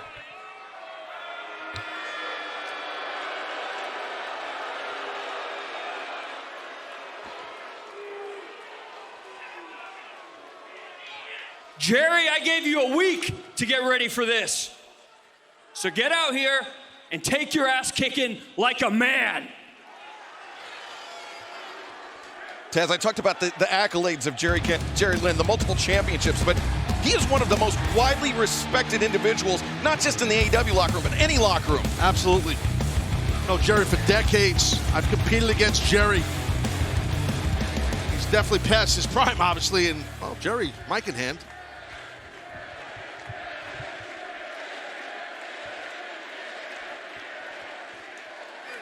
First of all, Jungle, you don't run the show around here. And as much as I'd love to come down to that ring and make an example out of you, I won't, because that would be nothing more than child abuse.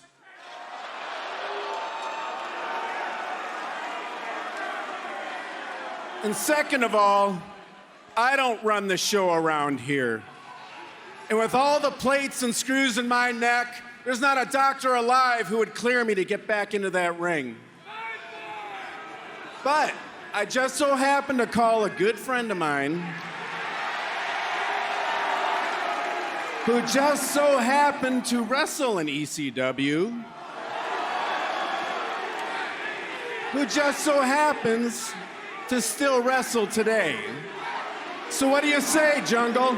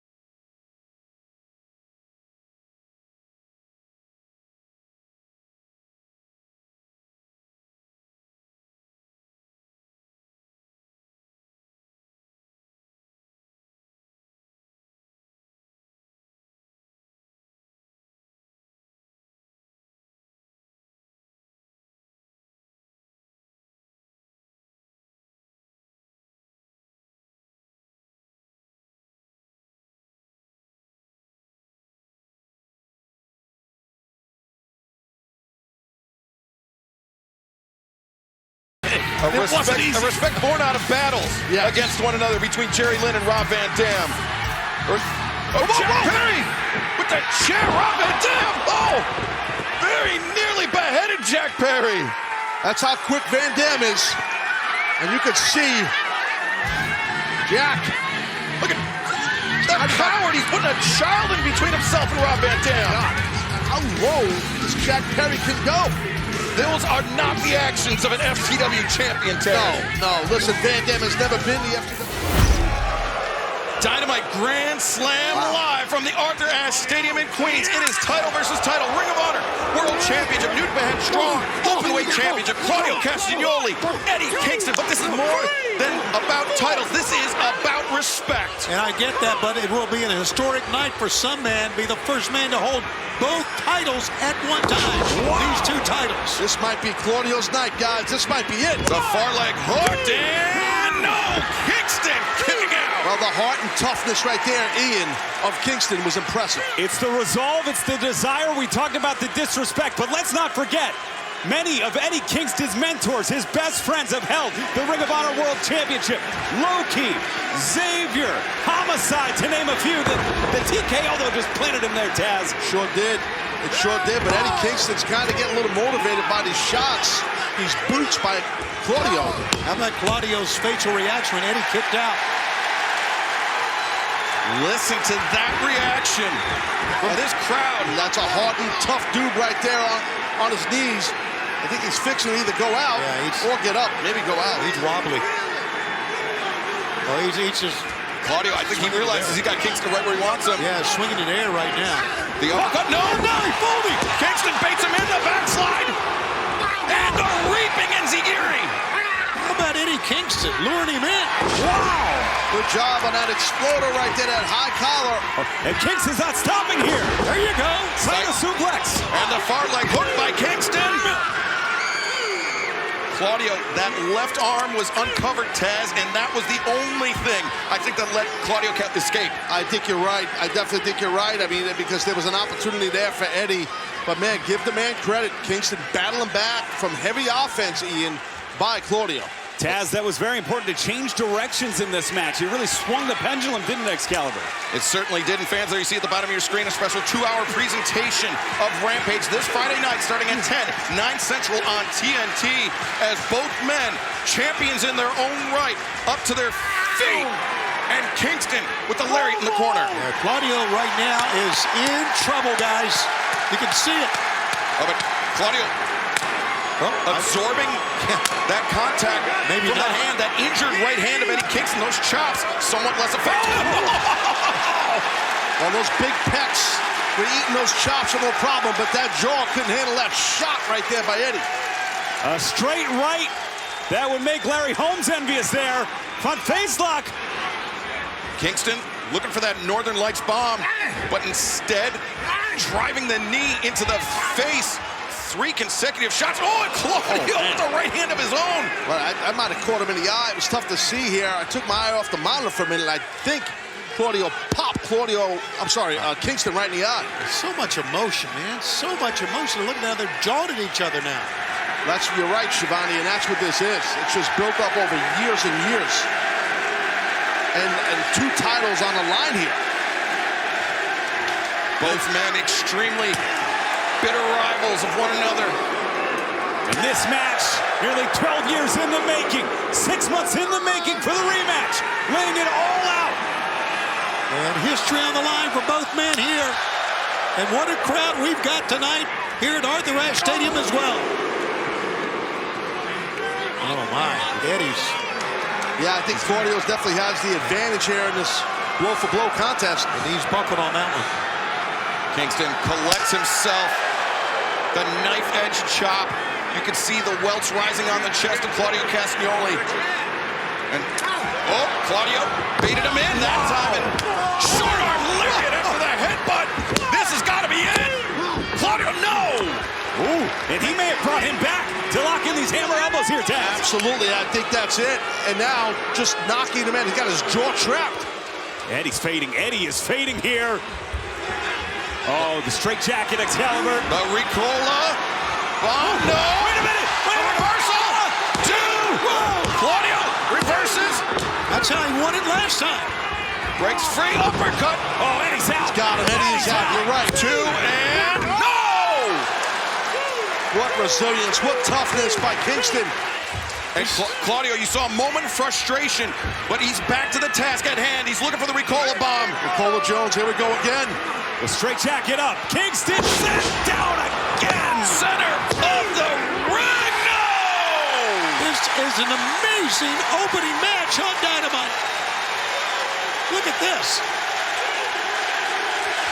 This crowd coming unglued in support of their very own Eddie Kingston. But Kingston needs to dig deep.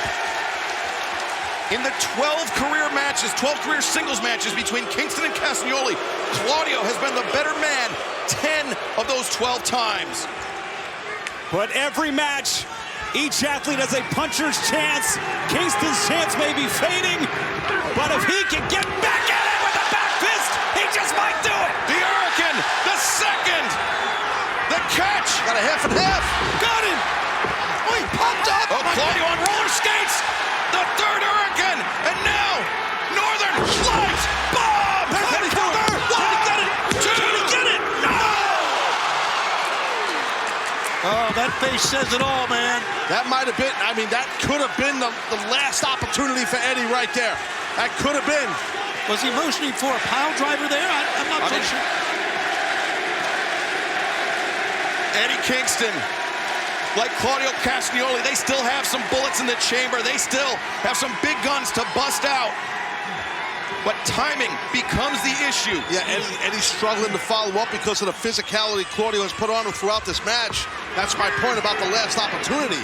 Oh, he might not even have enough here, Taz, to get him up with that pile driver. That's a big man, Castagnoli. You can't get him up here. Not only that, Taz, with the grip strength as well. Of course, with the oh, man, there's that back fist again. Hail Mary with the back fist. Kingston, the power bomb. Stops him. 2, 3. And he's done it.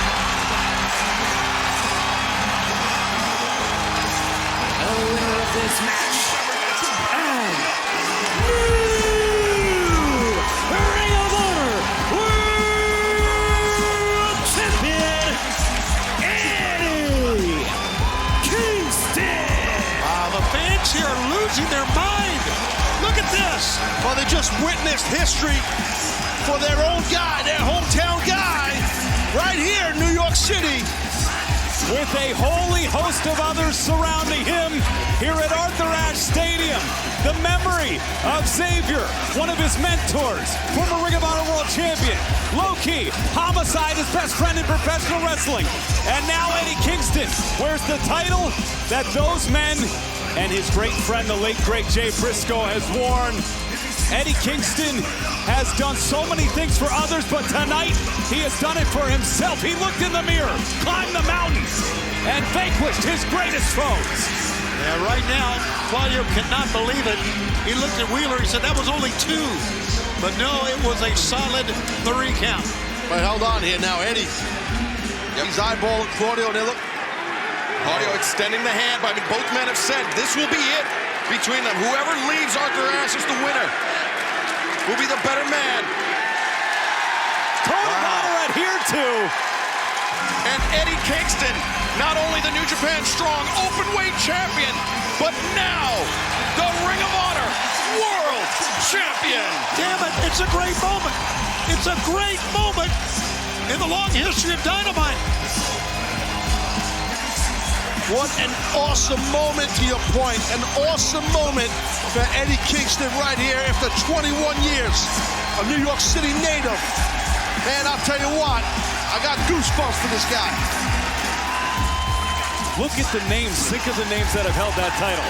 Bryan Danielson, Samoa Joe, Claudio Castagnoli, Chris Jericho. And add Eddie Kingston's name to that list. Ian, you and I were thinking the same thing. Oh, my goodness. And what a way to celebrate the 4th anniversary of AEW Dynamite tonight here in Stockton, California. And now, please welcome officially with me to All Elite Wrestling, the Rated R Superstar, ladies and gentlemen, Adam Copeland.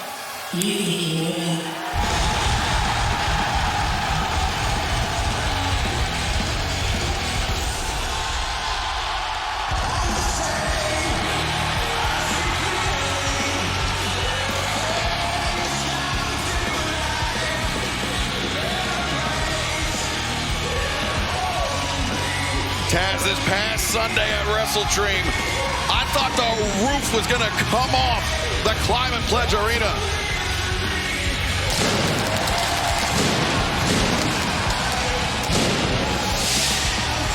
There is no doubt about it. It was amazing in Seattle at Wrestle Dream when Adam Copeland, the Rated R Superstar, appeared and shocked everybody. Especially shocking our TNT champion, Christian Cage, who looked like he saw a ghost. I know Cope a long time. I know Adam Copeland a very long time. I consider him a close friend. Shared a ring with this man, traveled with him, a lot of laughs with him. It's great that he's here in AEW. I mean, a true legend in our sport, a tremendous addition to the roster here in AEW. And I mean, what a moment, just days ahead of our 4th anniversary at Dynamite. All right, it is great to be standing beside a true legend. It was the biggest news in pro wrestling last week. The fans are still rabid for the Rated R Superstar. And welcome to All Elite Wrestling, my friend. Tony Schiavone, I grew up, and your voice was the soundtrack to my childhood. So to stand in the ring with you, pretty big deal for me.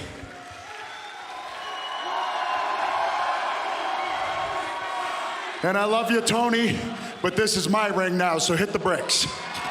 Perfectly said. I love you. Seriously, though, I came out here to talk to y'all.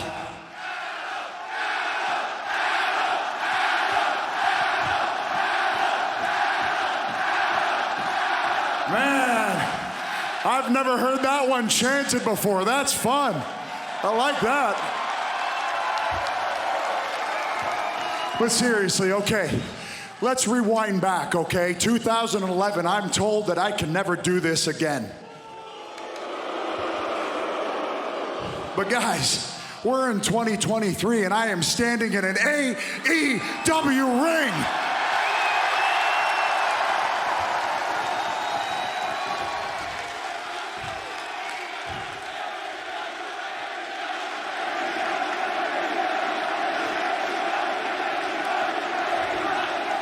And now there's quite a few reasons why I came here. There's one major one, but I'll get to that last, okay? Because I don't know about you, but I'm pretty sure the AEW Heavyweight Championship would look good around my waist.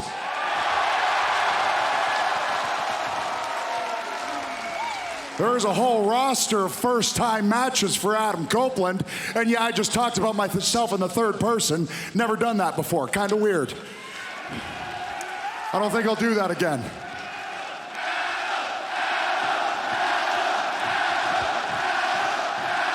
But come on, check it out, check it out, check it out. We're talking first ever matches, right? Adam Copeland versus Jon Moxley. Adam Copeland versus Kenny Omega. Versus Miro. Versus Powerhouse Hobbs. Versus Jay White. Versus the stray bullet Juice Robinson.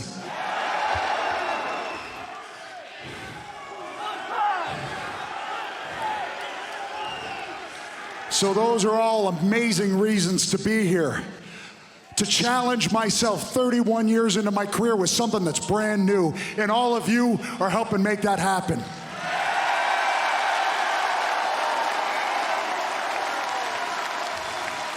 And I've already said this before, I'm gonna say it again, this will be the last time I say it.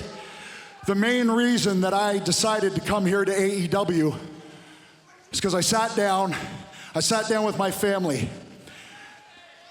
And I said to my girls who are 7 and 9 years old, I said to Lyric and Ruby, I was like, Lyric, Ruby, what's Dad do?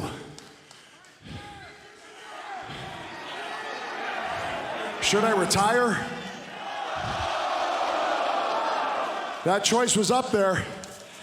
But then Lyric, 9 years old and far wiser than I will ever be, she said, you should go and have fun with Uncle Jay. So speaking of Uncle Jay, I'll call him what y'all call him, Christian Cage. I know. So right now, I would like to call out Christian Cage so I can tell him the real reason I'm here.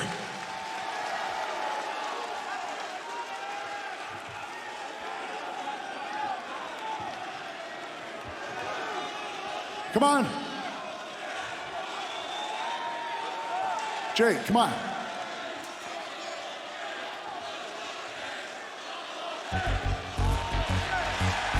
Well, this past Sunday at Wrestle Dream, Christian Cage successfully defended his TNT Championship in a brutal doesn't even describe this match, Taz. It was unlike anything I'd ever seen, his defense against Darby Allin. Well, absolutely insanity.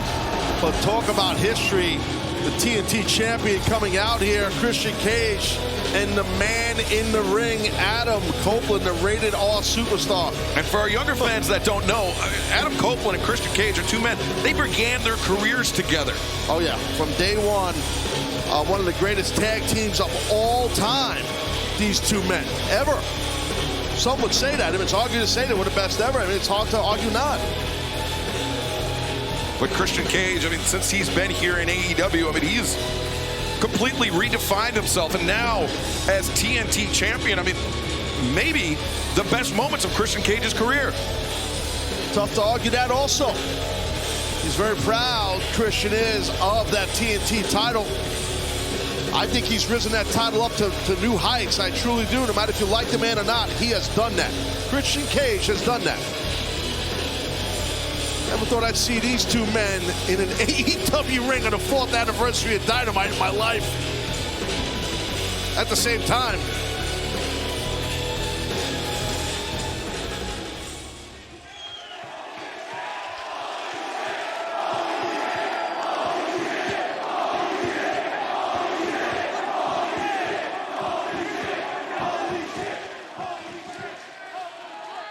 For 40 years, you and I have been best friends. Before we were in this industry, but it was this industry that made us realize we were going to be best friends for life. And I know what you're thinking. Why did I do what I did at WrestleDream? Why did I smash Nick Wayne? Why did I throw a chair in Luchasaurus's face and spear him? Why did I do those things? And it's quite simple, because I see you standing out here just like this. I see your face all pursed up, looking more like a than usual. Swear jar.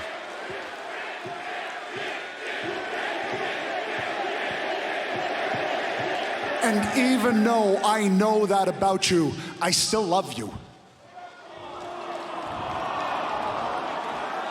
That's never gonna go away, okay? But I saw you standing over Sting. Sting. Sting. A guy whose poster you took to the barber and put it on the mirror so that she would cut your hair the same way as his. You had the box top with the lousy rat tail. I was Lex Luger. That was us. And I see you standing over Sting, a man who has entertained people for over 4 decades. A man who has caused people to feel for 4 decades. A man, my wife's grandparents couldn't speak English, they're Polish, but guess what? They loved Sting. So I can't stand here and watch you smash him with a concerto. So that's why I did what I did Sunday. But I also did it because I know, and I'm speaking from experience here, that Luchasaurus and Nick Wayne are gonna drop you like a bad habit as soon as they've sucked all the information out of your brain. And you're so egotistical, you won't see it. I know you won't see it. But Jay, man, I am here. I am here because it's time.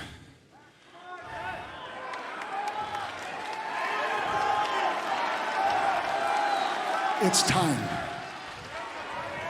For the first time since 2011, for the first time properly in over 20 years, it's time for you and I to team together again. To face a team like FTR. To face a team like the Young Bucks. To show an entire generation of fans why we are inarguably one of the greatest tag teams of all time.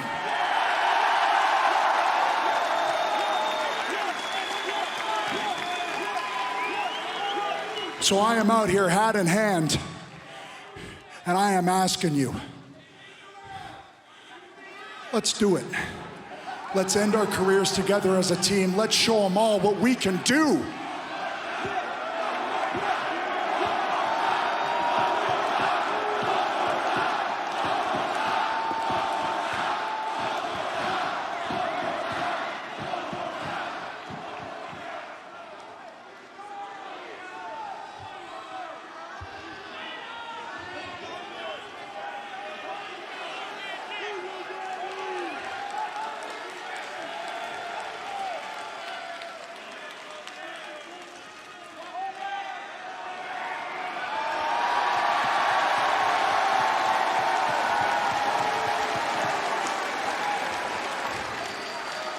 Go.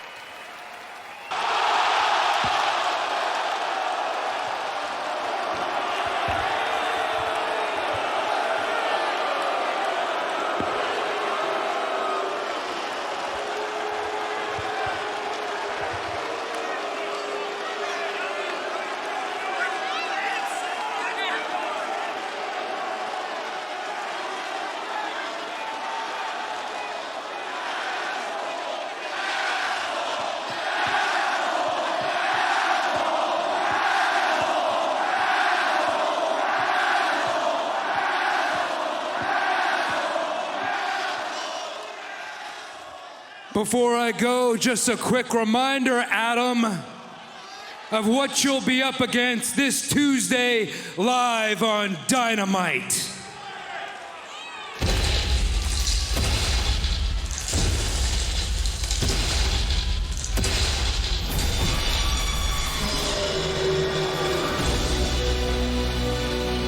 It will be Adam Copeland making his AEW in-ring debut next week. Dynamite, Title Tuesday.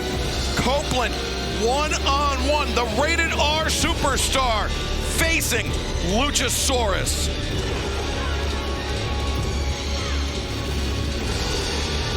And Copeland does not look intimidated. It will be Title Tuesday next week, but before that, Collision, special start time, 7 p.m. Eastern, 6 Central, this Saturday night live on TNT. And then next week, special programming note, Title Tuesday Dynamite live on Tuesday night, 8, 7 Central, right back here on TBS. The Rated R superstar, Adam Copeland, makes his AEW in-ring debut next Tuesday night here on Dynamite. Now this is troubling. The AEW in-ring debut of the Rated R superstar, Adam Copeland, not going how anyone anticipated, Tony. He has been just taken from pillar to post, and look at this Punk again. Nick Wayne shoving Copeland into the ring post. The referee didn't see it. He looks up for approval from his quote-unquote father. Well, I mean, the father figure in his life, I guess, at the moment is Christian Cage. He's very proud of what Nick just did right there. And for our younger fans that may be unfamiliar with just the Hall of Fame career of the Rated R superstar, the career that Luchasaurus is trying to end here tonight. Copeland's an 11-time former world champion, an astonishingly 14-time former world tag team champion. 7 of those reigns, half of those reigns, came with Christian Cage. Yeah, but those singles championships and that impressive accolades that Adam Copeland has, that's what pisses off Christian Cage. It's envy and jealousy, and then that motivates Christian Cage. Right now, Copeland's going to need some help because he's going to get driven into those steel steps, guys. I don't know if he can take a choke slam, to be honest with you. And that time, Luchasaurus was going to choke slam him on the apron. Oh, drop kick to the knee, takes out the base of the big man. Copeland with perhaps an opening. DDT, diving DDT. But he can't follow up with anything. Excalibur, he's still down on his back on the outside. Taz, you know, I'm sorry, enough to slow him down, yes. You know Copeland so well. An attack like this, a diving DDT off the apron, I mean, that is desperation. It is, you know. I don't know if I'm sure I've seen him do that in the past. I can't recall. But I'll tell you, I think you're right. I think that Copeland's in desperation mode, and he has to be right now. What a tough debut match. Gee whiz. Copeland to the top rope. Splash across the back of Luchasaurus. Let's see if he can follow up now. Let's see what he's got. And look at the concern on the face of Cage. Well, because Christian Cage knows what Copeland's about. Right. He knows that second effort, that second gear that Cope has. The Rated R superstar being urged on by this fantastic crowd just outside of Kansas City. We thank you for joining us for Dynamite Title Tuesday tonight. Wild swing and a miss by Luchasaurus. Cope firing in, connecting with those elbow strikes. It's the rolls over the headbutt. Wow, man. Wow, man, that was awesome. Like getting hit by a bus right there. Oof. While you were running at full speed at the bus. Right, telling you, but quick change right here. Get control of that off. Got Goosel. Nope. Copeland. Impaler! Covering! Oh, he's panicking. Christian Cage is panicking. I think Copeland's going to get the win here. The cover, 2, and Luchasaurus, last possible moment. I think it took too long, Taz, to make that cover. It was tough for Cope to recover. He had to push him over with his head. As Luchasaurus obviously stunned. Oh, I spoke too soon. Uh-oh. Oh, boy, he got up quickly, didn't he? Oh, good God. Look at the reach of that leg. He's a giant man. I mean, like you mentioned, I believe it was you, Excalibur. You know, Copeland's roughly 6'5", and you know, My man right here, Luchasaurus, is north of 6'6". Oh, Luchasaurus, he looked behind him. He saw those steps. Yeah, he moved those steps earlier, Excalibur. God. No. Good God. This, I think without a doubt, would end the career of Adam Copeland. Copeland saw the steps, too, and he started fighting his ass off. He had to. Yeah, he's fighting for his life, not just for the match. Copeland raining down right hands. Luchasaurus What a night. getting bludgeoned. He's really digging deep. Adam Copeland is. And Cope up to the top rope. He's bringing Luchasaurus up with him. Oh, my God. This is a gigantic superplex. Wow. What a crash in the center of the ring. Holy crap. Man, oh man, you talk about what champions are made of. That's Copeland. And fans, just a reminder, Rick and Morty are back. Watch the new season this Sunday on October 15th, 11 p.m. only on Adult Swim. I hope Copeland can watch it. Well, I'll tell you what, right now, Copeland, he's digging deep. He's trying to pull from this live audience here, the energy here. But likewise, Luchasaurus trying to drag himself up right after that massive superplex. Hold on. Christian Cage approaching the ring. And the referee doesn't see it. Nick Wayne is wedging that chair. This is all ploy, and it's working. Oh, my God. Copeland's looking for the spear. Oh, that's it. Copeland's done. Yeah, you're right. That's it. Choke slam. This one's over. Luchasaurus 2 and no! Man, that took some heart. Holy smokes. Christian Cage is apoplectic. Nick Wayne thought it was 3. I don't think he realizes what happened. Yeah, I'll tell you what, this was a gigantic kick out. Fans, this is AEW Dynamite Title Tuesday. This is the AEW in-ring debut of the rated R superstar Adam Copeland. He just avoided the extinction from Luchasaurus, but both men have the same idea. And there we see Copeland. We thought lifelong friend Christian Cage, the man who is set Luchasaurus out here tonight to end the career of the rated R superstar. Yeah, you can just see that he is panicking, Christian Cage. He does not want Copeland to get the victory. Man, this is more than a match, guys. This is a hell of a struggle we're seeing. And look at a fight in this match. I mean, he just keeps digging deep. Earlier in this match, Luchasaurus put those stairs, those ring steps upturned. Oh, no. And now dragging Cope over the top rope. Oh, no, don't. Oh, wait, no. Copeland sits back. Saved his own hide right there. That was a great job by Adam. Luchasaurus stunned. Copeland, he's been behind the 8 ball for most of this match, but perhaps with a sliver of hope here. What's he going to do, for God's sakes? Oh, the steps! Taz, the shift to the right. Luchasaurus was anticipating the shot coming from the left side. Copeland shifts to his right, goes off the steps, and connects with the spear. It was great footwork and so smart right there. Good footwork. Great job by Copeland and lit up. Just lit up. You are seeing what a great angle that was.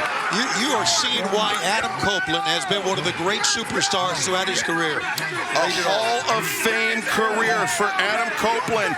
Luchasaurus attempting to end that career tonight, but Copeland not out of this fight yet. Wow. He is pushing himself to the limit for all he's worth.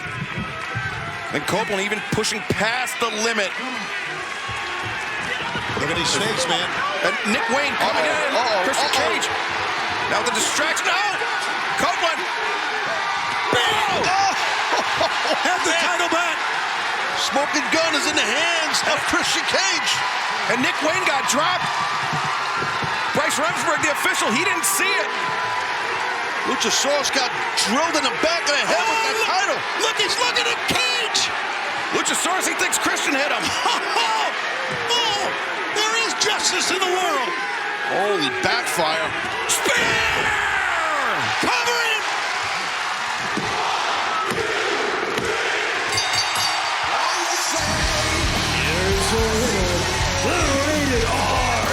Superstar Adam Copeland. Richardson, all you want, Christian Cage. You got plenty of trouble coming up on Saturday night on Collision. Adam Copeland, the rated R superstar. Successful. Oh, no. Nick Wayne, the chop block. Nick Wayne, the man who's just brainwashed by Christian Cage, like Luchasaurus, into doing Christian's bidding. And now, even though Cope was victorious, Tez, he's in danger. He's in serious jeopardy here. Yeah, 2-on-1 situation. Right, that's Danielson. Bryan Danielson, a shot to the back of the head on Christian Cage, the man that Danielson will face this Saturday on Collision. But Luchasaurus, the high kick. Oh, boy. Kicking while he's down. What a bum. Here comes Daddy. What a bum. Who we got coming now? Oh! BCC. That's Claudio Castagnoli, Wheeler Yuta, the Blackpool Combat Club, evening up the odds. Things have just completely broken down tonight on Title Tuesday. And this does not take away from the fact that Copeland gets the win. Here comes the Legacy Gates of Agony now. The team that the BCC will face on Friday night in Swerve Strickland. He faced Danielson earlier, has a vested interest. This has come completely unglued. What an incredible night this has been on Title Tuesday. Been a great night, amazing night. And look at this, a preview of what we'll see this Saturday night on Collision. Absolutely. Congratulations to Copeland for that win. Oh, wait a second now, Hangman Adam Page. Yeah, Page is not enough framed it yet. He came hobbling out here with that knee. And Swerve Strickland picking up right where they left off. As now this is bedlam. We're going nuts in Kansas City. Spear by Copeland. Christian Cage, he's tapping out to the lapel lock. Yeah. Will this be the scene? Will this be the scene? This Saturday at Collision, special 7 p.m. start time. Christian Cage, Bryan Danielson, one-on-one for the TNT Championship. We'll see you Friday night at Rampage. Don't let go. AEW Dynamite Title Tuesday live just outside of Kansas City. Hikaru Shida looking to become 3-time AEW Women's World Champion, but Saraya fighting mightily to prevent it. Oh boy.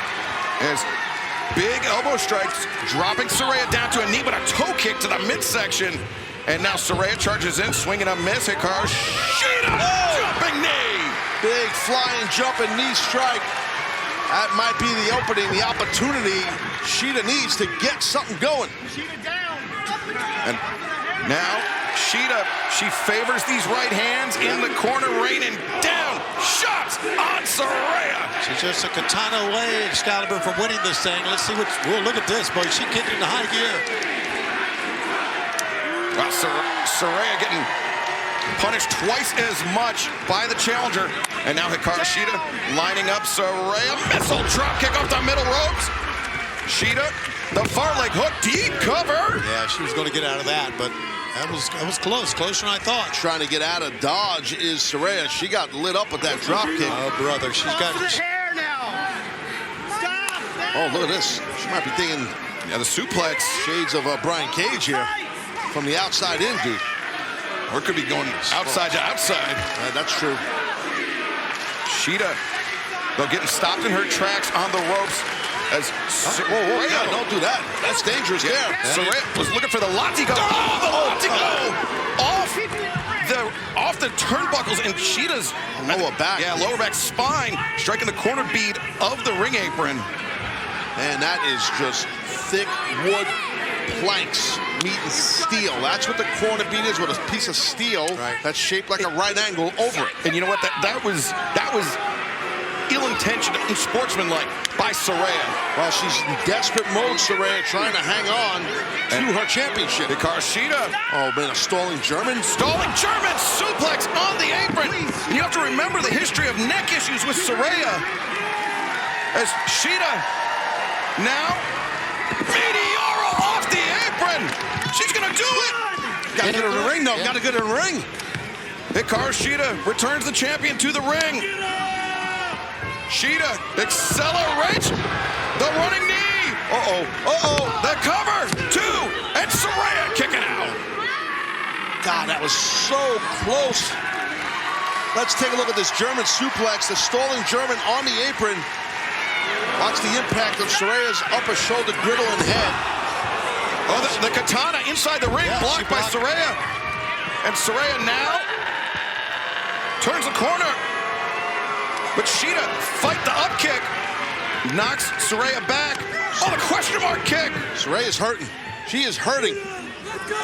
And here she comes again. No, she's going to go up top again, guys. I thought she was going to try the katana one more time. I think she should have stayed on the mat. Yeah, maybe she had momentum going. But no. There you go. Good call, Taz. Coming in. Saraya anticipated it. Now the God. Oh, my God. She got it. Shida got crushed with that, too. And no, Shida. I thought that was it. So did Saraya. Look at the look of disappointment. How upset she is. She thought she had it. I thought she had it. Hikaru Shida coming down on the crown of her head, being checked by referee Paul Turner. Title Tuesday. This is heavy right now. Women's title at stake. Now, Saraya, she's going for she's got the spray paint in her waistband. And, well, the spray paint's the backup plan. And, Paul Turner didn't see it. That got it. The second nightcap. That's it. Be it. Yeah, man. Saraya covers. And Shida again. What the hell? How much heart does Saraya have? Hikaru Shida will not be denied. No more tricks to pull out of the bag. That's expired, I think. I agree. But Shida's fighting blind now. She's got that spray paint in the eyes. Got to pull herself up here. All live audience, holy Shida. That's apropos. Holy Shida. But Saraya, she wants to take the oxygen out of those buildings. She wants to shut this place down, Taz. Yeah, she doesn't want Shida to get any kind of motivation from the live audience. What a treat this night has been. Nope. Hikaru Shida, the Falcon Arrow. Just on instinct alone. She get her? Two, and no. Saraya, to the counter. Shida, the roll back, the deep cover. And it goes. She got it. Oh, my God.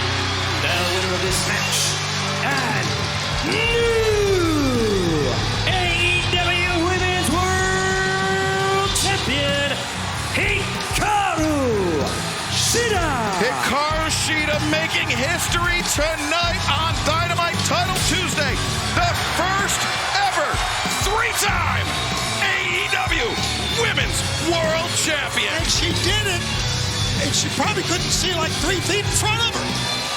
I don't know how Shida did it, but she did it. Taz, you know it's instinct. Yeah. You're in there. You've got to get your shoulders up off the mat. You've got to reverse your opponent. You've got to use the tilt as we referred to earlier. Well, those roll-through reversals and roll-through near fall. You're right, you don't really need to see for that. You just feel. And she felt it, did Shida. She is the brand new AEW Women's World Heavyweight Champion. Congratulations to Shida.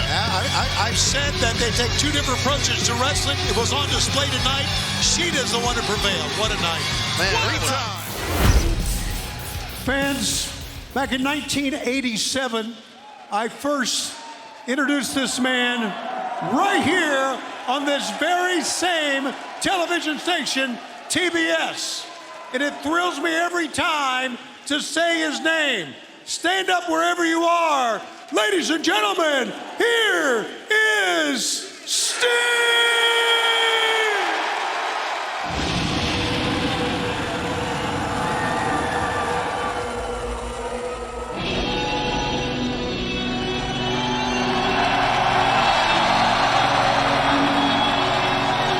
It's always such an amazing moment when the icon, Sting, makes his walk to the ring.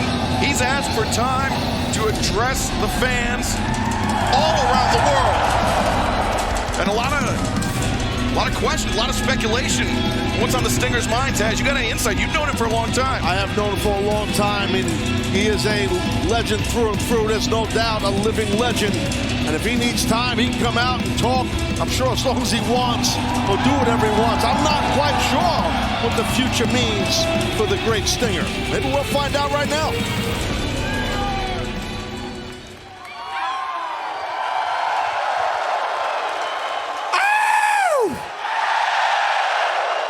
You know, I can remember about 30 some years ago, the first time I ever did that to the crowd and they wooed back, I couldn't believe it. All these years later, here I am. Well, shall I say the word? All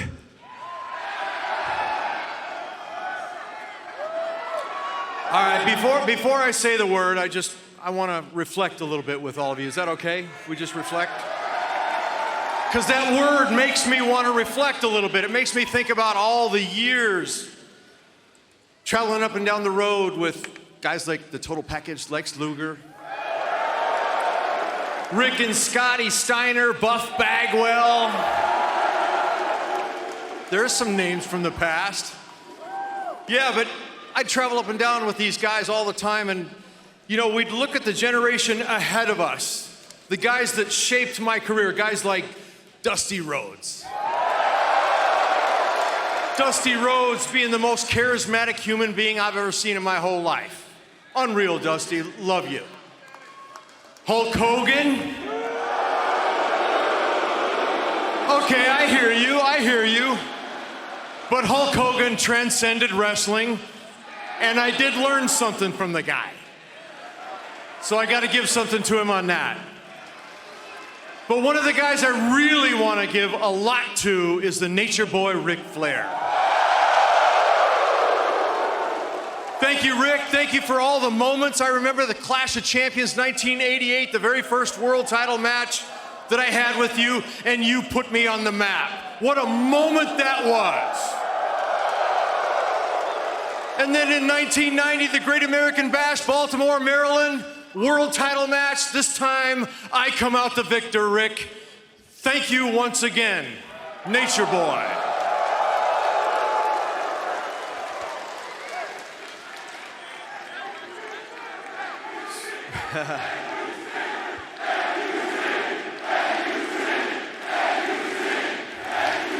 No, thank you, thank you. We used to wonder, though, what makes these guys want to come back year after year, decade after decade? What more do they have to prove? And I got to tell you, here I am all these years later. And I understand why they hung on. It's the smell of the arenas. It's the camaraderie on the road with the guys traveling all over the globe. It is the roar of you, the fans. Woo! That's what makes us keep coming back for more. Does my body do the same thing it did 20 years ago? No. Should I be jumping off of balconies? Okay, well, we'll talk about that. We'll get there. We'll get there. So getting back to that word,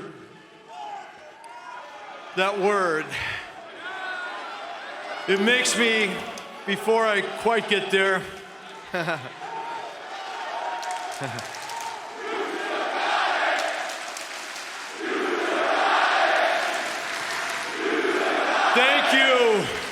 Thank you. And I know what some of you are thinking. You're thinking, he retired once already. Yeah, I said the word retire. But I gotta tell you, that retirement in 2015 just didn't sit right with me. And besides that, there was one very key moment in my retirement speech that I made. The only thing for sure about Sting is nothing's for sure.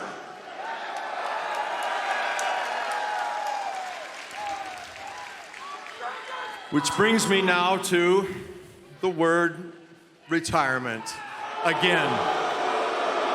No, I want to address it right here, live and in color on Dynamite in the great state of Texas.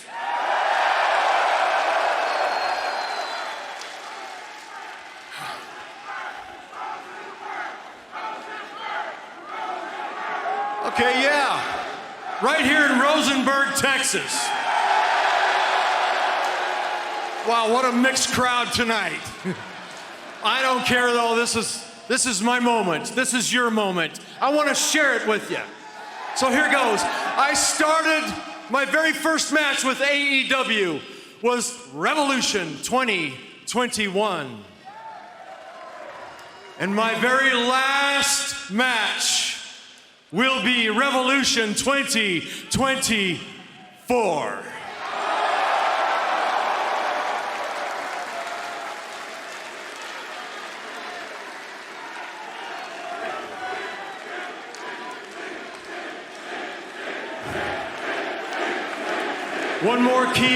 One more key thing that you guys all need to know.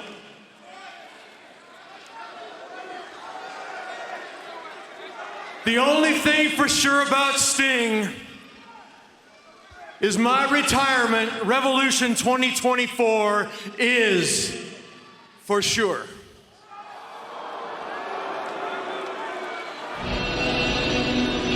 Wow. Massive announcement by the icon Sting, winding down his Hall of Fame career.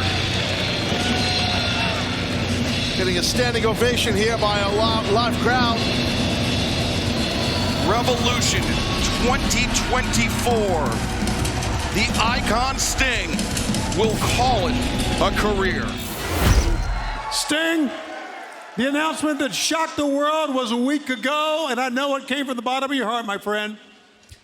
It did, and I'm glad to be here right now because I want to thank some people, two people in particular that I forgot last week, and you know what? Because there's so much history for me in this town right here, I want to thank Philadelphia. Thank you. It's been a great run, and a lot of that run was right here in front of you. Thank you again. I also want to thank my tag team partner, Darby Allin. I'm telling you, I mean this with everything in me. I could not have come this far without Darby Allin by my side. By far, the best tag team partner that I've ever had.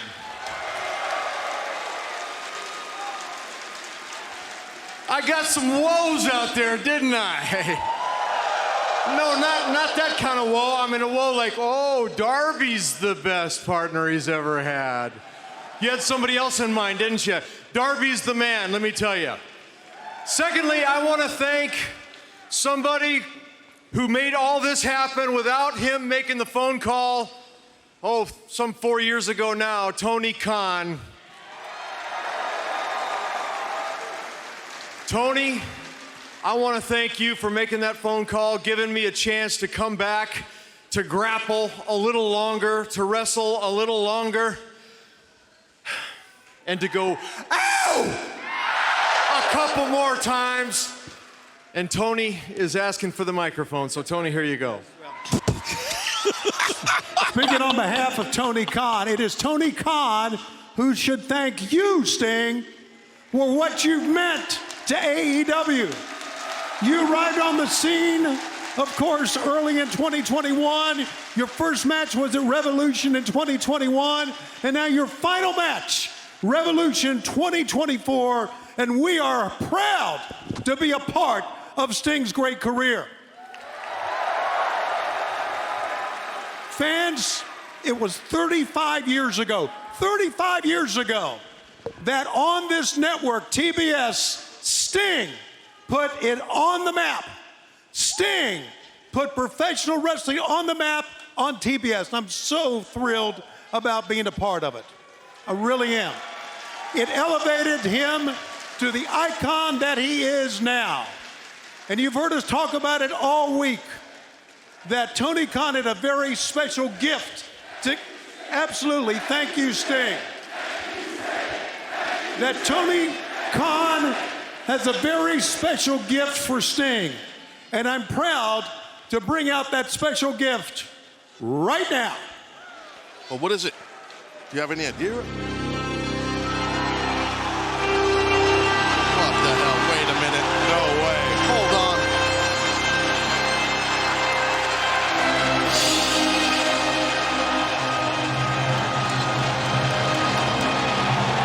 No way. It's got to be a joke.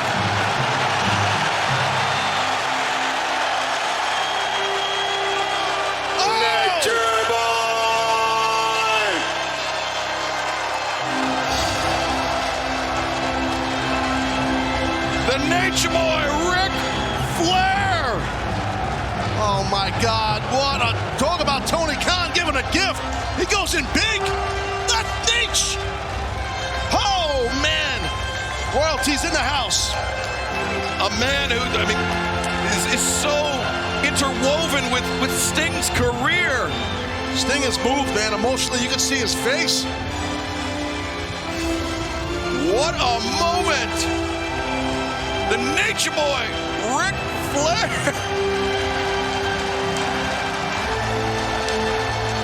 So much history, as you said. I'll never forget that Clash of the Champions match. It put Sting on the map. He referenced it, thanks to Flair.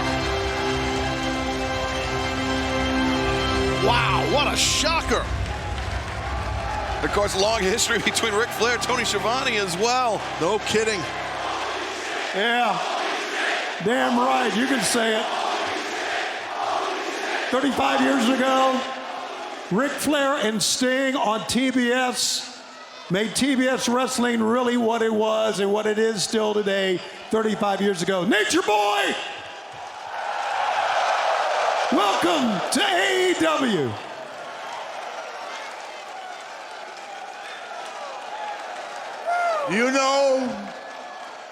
You know that in life, there are moments that are magical.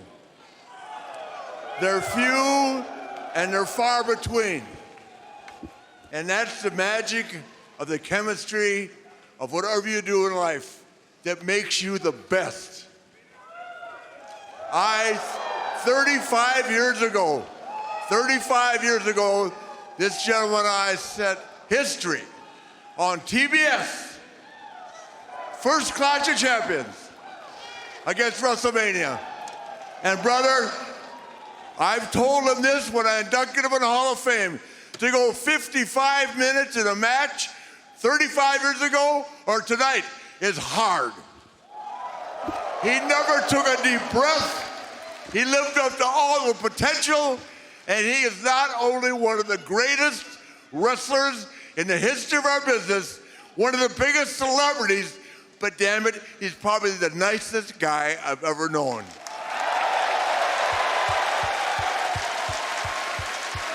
So when I got an invitation, and I'm saying this from the bottom of my heart, when I got an invitation from Tony, Mr. Khan, to come and be part of this band, I want to be all the way till, is it March, I guess?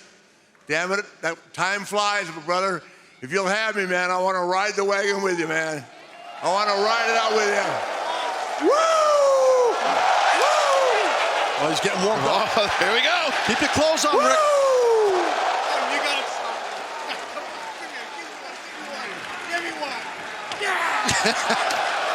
Yeah! Woo! Oh, now come on. Is there no moment this man won't ruin? Well, we don't know. I mean, maybe Christian's coming out here to say something nice. He knows Rick, to say something nice to Ric Flair or Sting. I mean, probably not a shot, but maybe. Maybe not. Yeah, I guess all things are possible, Taz. I stand corrected. Yeah, but you might be right.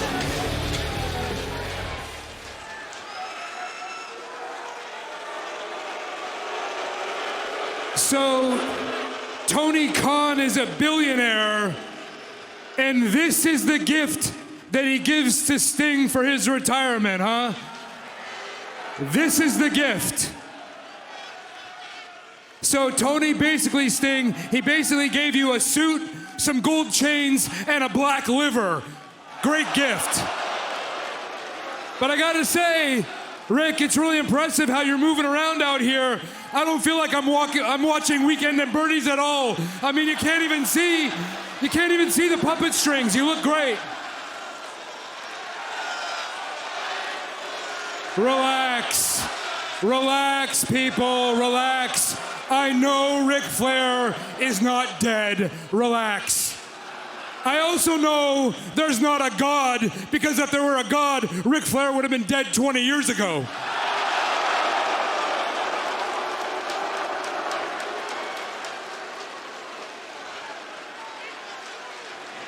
Now, the real reason I'm out here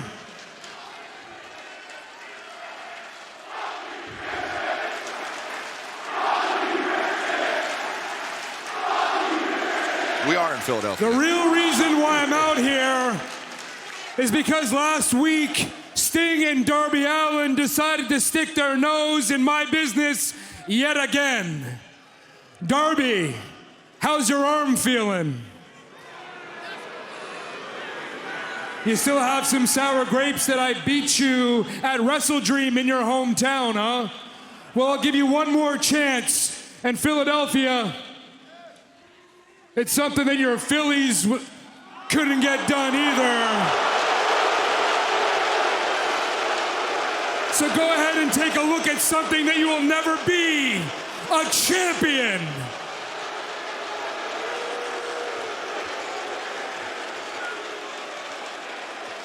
Now, it's obvious that this situation isn't going to go away until I make it go away. So this is my proposition to you two.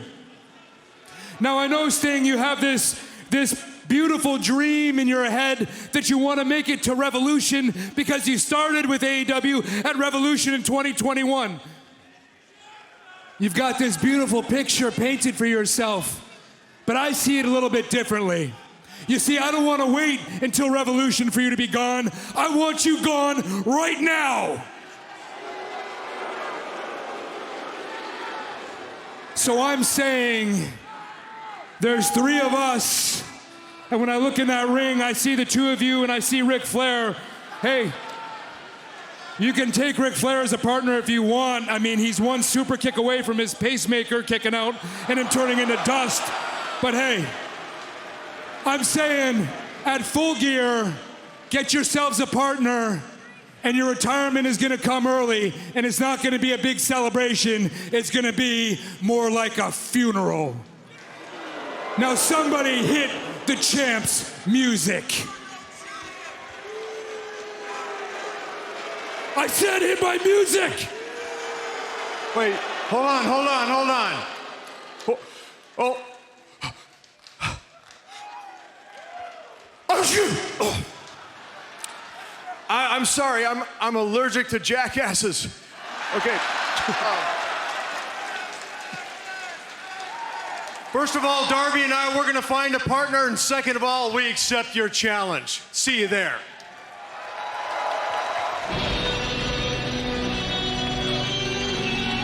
Well, the challenge has been accepted. Sting, Darby Allin, and their partner at Full Gear, but Ric Flair has arrived in AEW. The gift for Sting from Tony Khan. Wow, what a moment! Well, you may have heard some rumblings, and they've turned out to be true. I'm surprised, but honored to announce the newest AEW signing, ladies and gentlemen, Mariah May. Well, it's so nice to meet you, and I'm so excited to be in AEW. Wow, so what are your intentions?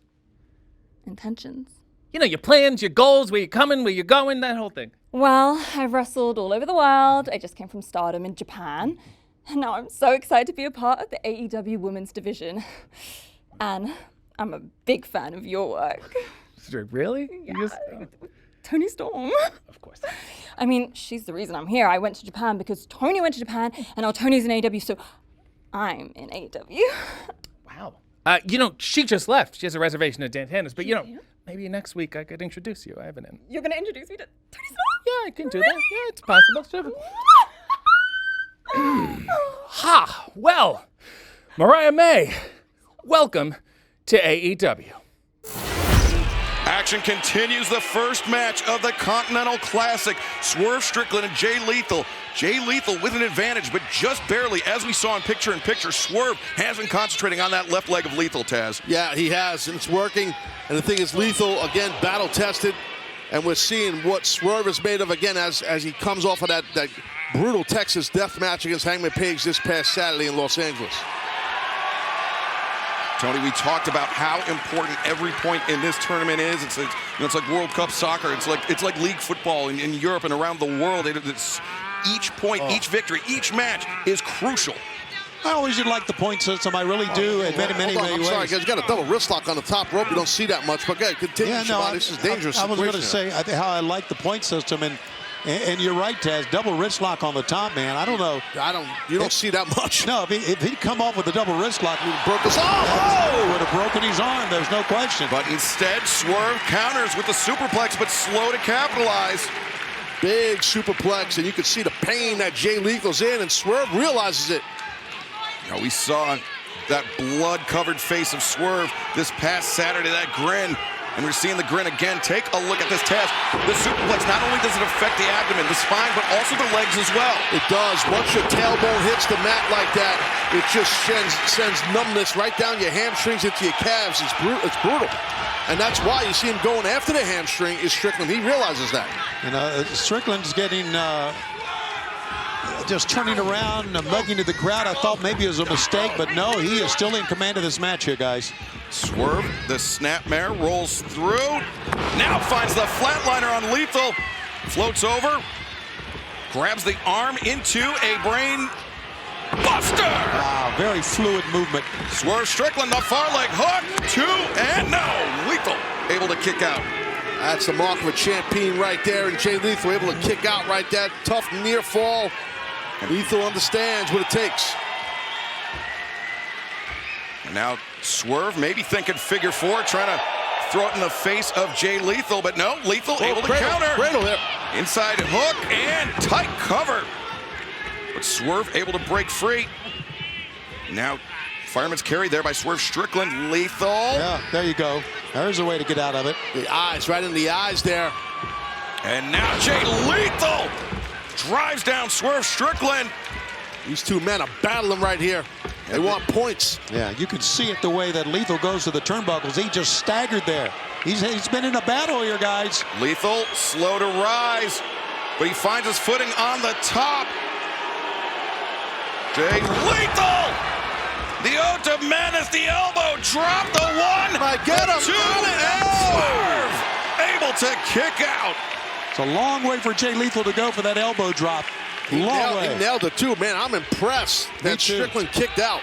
And we are witnessing an exciting kickoff to the tournament, but remember, we have 2 more Continental Classic matches tonight. Roosh and Jay White in the Gold League, plus our main event, Jon Moxley, Mark Briscoe, for the first time ever. Gold League action tonight on Dynamite as Swerve counters the hip toss. Jay Lethal lands one of his own. Dropkick, no. Swerve able to avoid it. Lethal stretch from here, maybe, guys. Lethal was going to go for the lethal injection, but Swerve just shoved him off. Stepped over the stretch muffler. Seated on the lower back of Lethal while bending his knee, cranking Lethal's knee. Nice job by Jay to get to that bottom rope. But Swerve maintains control of the leg of Lethal, drags him back towards center. Now Swerve, the wheelbarrow, no. Instead, Lethal rolls him up, 2. Almost got caught there. Took too long, did Swerve. And Lethal flattened out Swerve. He's got the arm captured. Focusing on the neck and the shoulder. Yeah, you get that forearm across your jawline, man. It hurts like the dickens, I promise. Look at that counter. I thought he was going to go for a stack pin. Yeah, Swerve rolled out. Oh, Lethal! Man, pump kick on target. What a shot. And now, here he goes. Jay Lethal. Lethal injection. Lethal injection. Oh, Swerve. Oh! Great leg. Yeah, great counter by Swerve. Saw it coming. Drop kick to the leg of Lethal. And that. The house call. And Swerve up to the top. Swerve Strickland. The Swerve stomp on target. It's going to get it. It's going to get it. 2, 3 points for Swerve.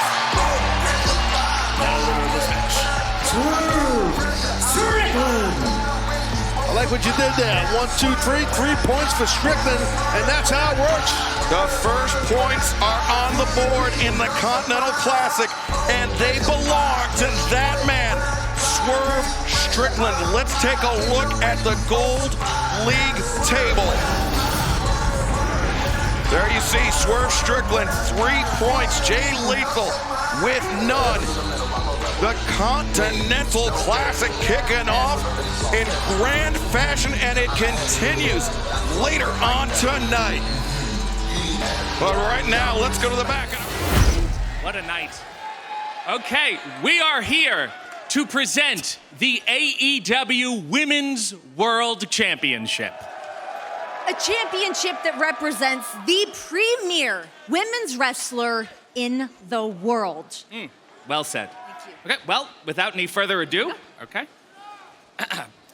And the AEW Women's World Championship goes to, it's exciting, isn't it? Thrill. Timeless Toni Storm! That is amazing. The field that she conquered and defeated. Congrats to her. Congratulations. Timeless Toni Storm, currently featured on the cover of Pro Wrestling Illustrated. This is her third reign as AEW Women's World Champion. I feel like... Oh, wait, she took a little bumpski there. Hold on a minute. Wait a minute. That's her robe or nightgown area is long there, I think. I believe it's called a train, Taz. Yes. Train? She's not getting married. Congratulations to Timeless Toni Storm. He's timeless, damn it. Oh, there's Mariah May. Mariah May presenting the world title belt. Mariah May, she said it herself, Timeless Toni Storm's biggest fan. Yes, she admires her so much. What's not to admire in Timeless Toni Storm? This is embarrassing. I didn't have anything prepared. Let's have a look, shall we?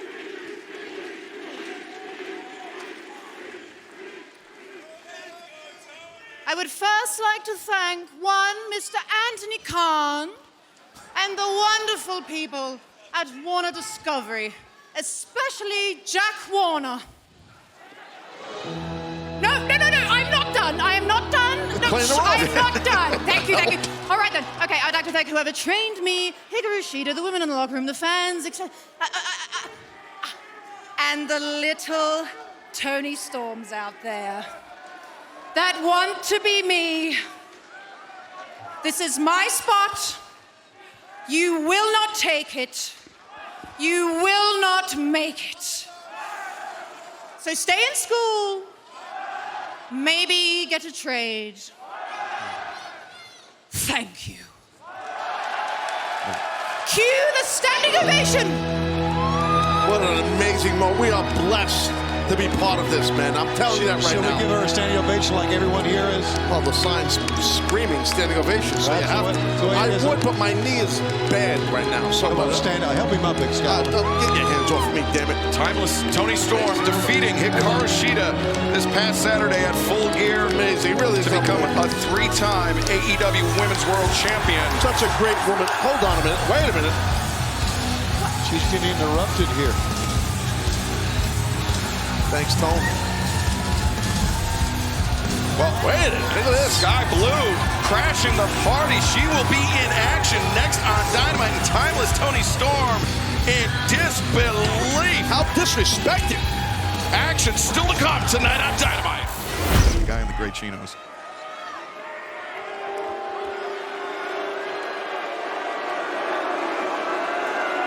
Terrible human.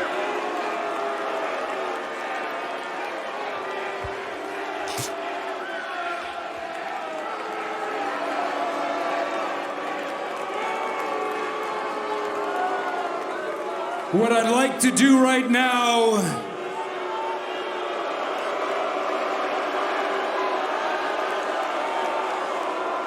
is go ahead and invite the Rated R superstar, Adam Copeland,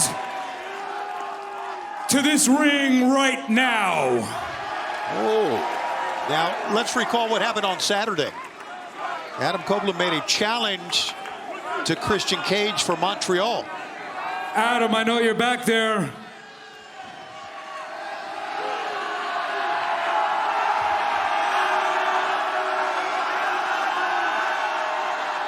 I just want to speak to you about some of the things that you said last week. So if you don't mind making your presence felt, it would be very much appreciated. Of course, he's got 5 people with him.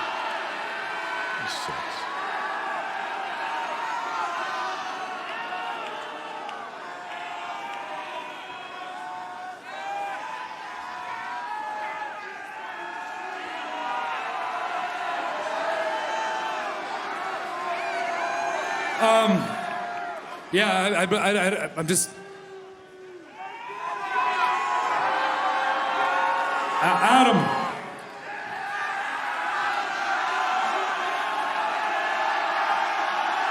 I would like to speak to you in this ring. If you wouldn't mind. In the truck, could you hit his music? Could you tell him that I'm wanting to speak to him? Something. I have to imagine that Anna Copeland does not have any interest in sharing a ring Maybe with I Christian should come Cage back there and speak to him then. unless it's in a match. I mean, Christian's being a gentleman here. He really is. Oh, I mean, for crying out loud. All right, you got what you asked for, champ.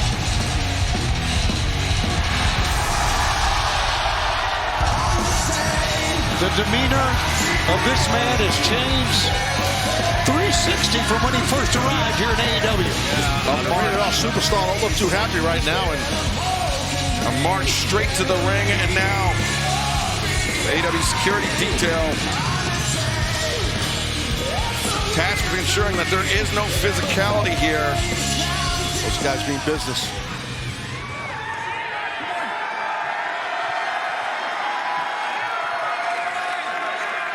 Listen. Management wanted me to have this security. It wasn't my idea, all right? But you're right. We don't need security. We do not need security here tonight. So I'm going to ask you, gentlemen, if you wouldn't mind vacating the ring.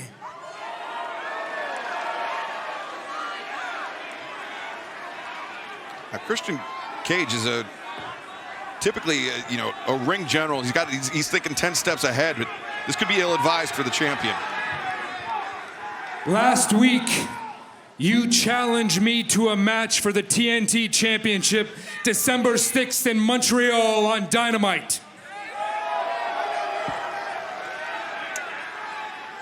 I'm here to tell you that we're not going to make it to Montreal. Oh.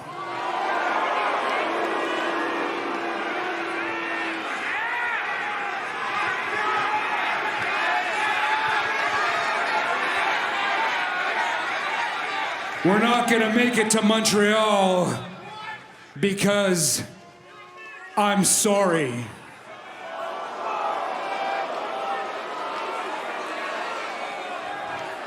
Now look, I know what you're thinking. I know what everybody is thinking. That I'm only sorry because now I'm on an island by myself, right? Last week, you took out the kill switch. Please.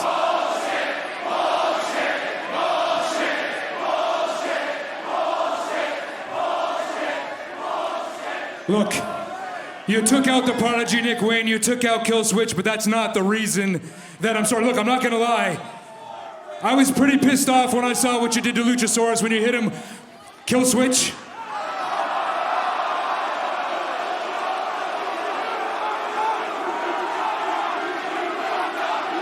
When you hit Kill Switch with not one but two concertos, I was so mad. I ran out of the house, I jumped in my car, and I just started driving, man. I just needed to think. I needed some fresh air, I rolled the windows down. And somewhere during that trip, it turned into a road trip of reflection. It turned into a road trip of soul searching, digging down deep, trying to figure out why I became the person that I am, how I became this guy that says and does such unsavory things.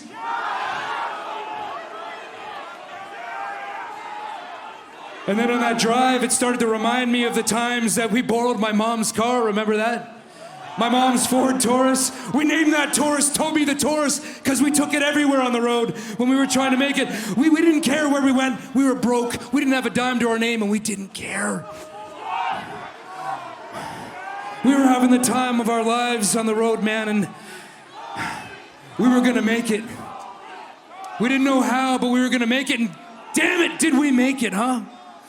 Did we ever make it? We went on to become multiple-time tag team champions. You know what? I'm not too shy to say it, the greatest tag team that ever lived.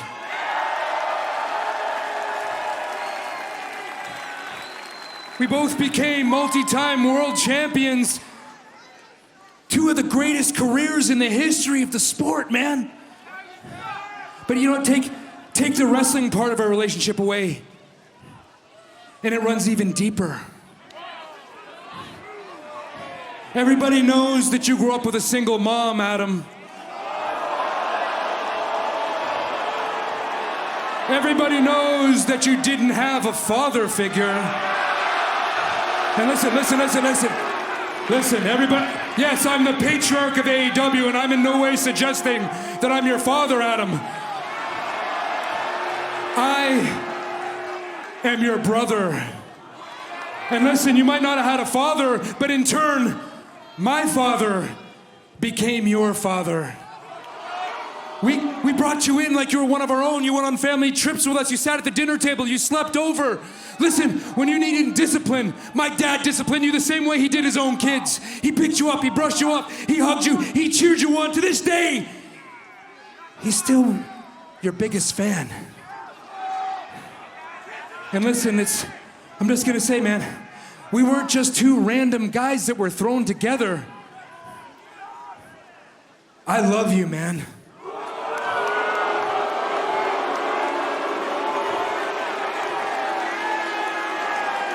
We are family. And listen to me. When your mom passed away a few years ago, that was the hardest time of your life. I know that for a fact. But sometime before she passed, she said to us, she said, what I wouldn't give to see you guys in that ring teaming together just one last time. And on that drive, I started thinking about it. Let's do this for her. Let's go on this journey again. As a tag team, like you said before, we should do it. You and I, for Judy, for the Jude Meister. Let's do this for your mom. Let's do it for her, man. Let's do it for her.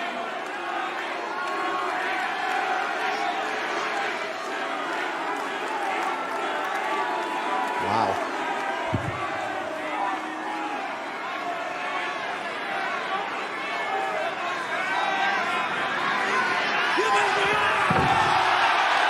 Got caught.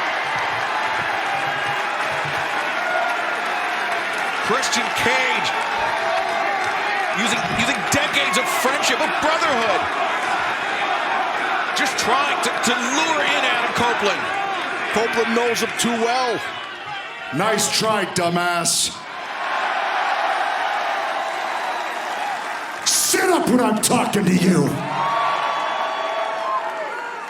Shine this up real nice. Hell, sleep with it if you want to, because next week she's coming home with me.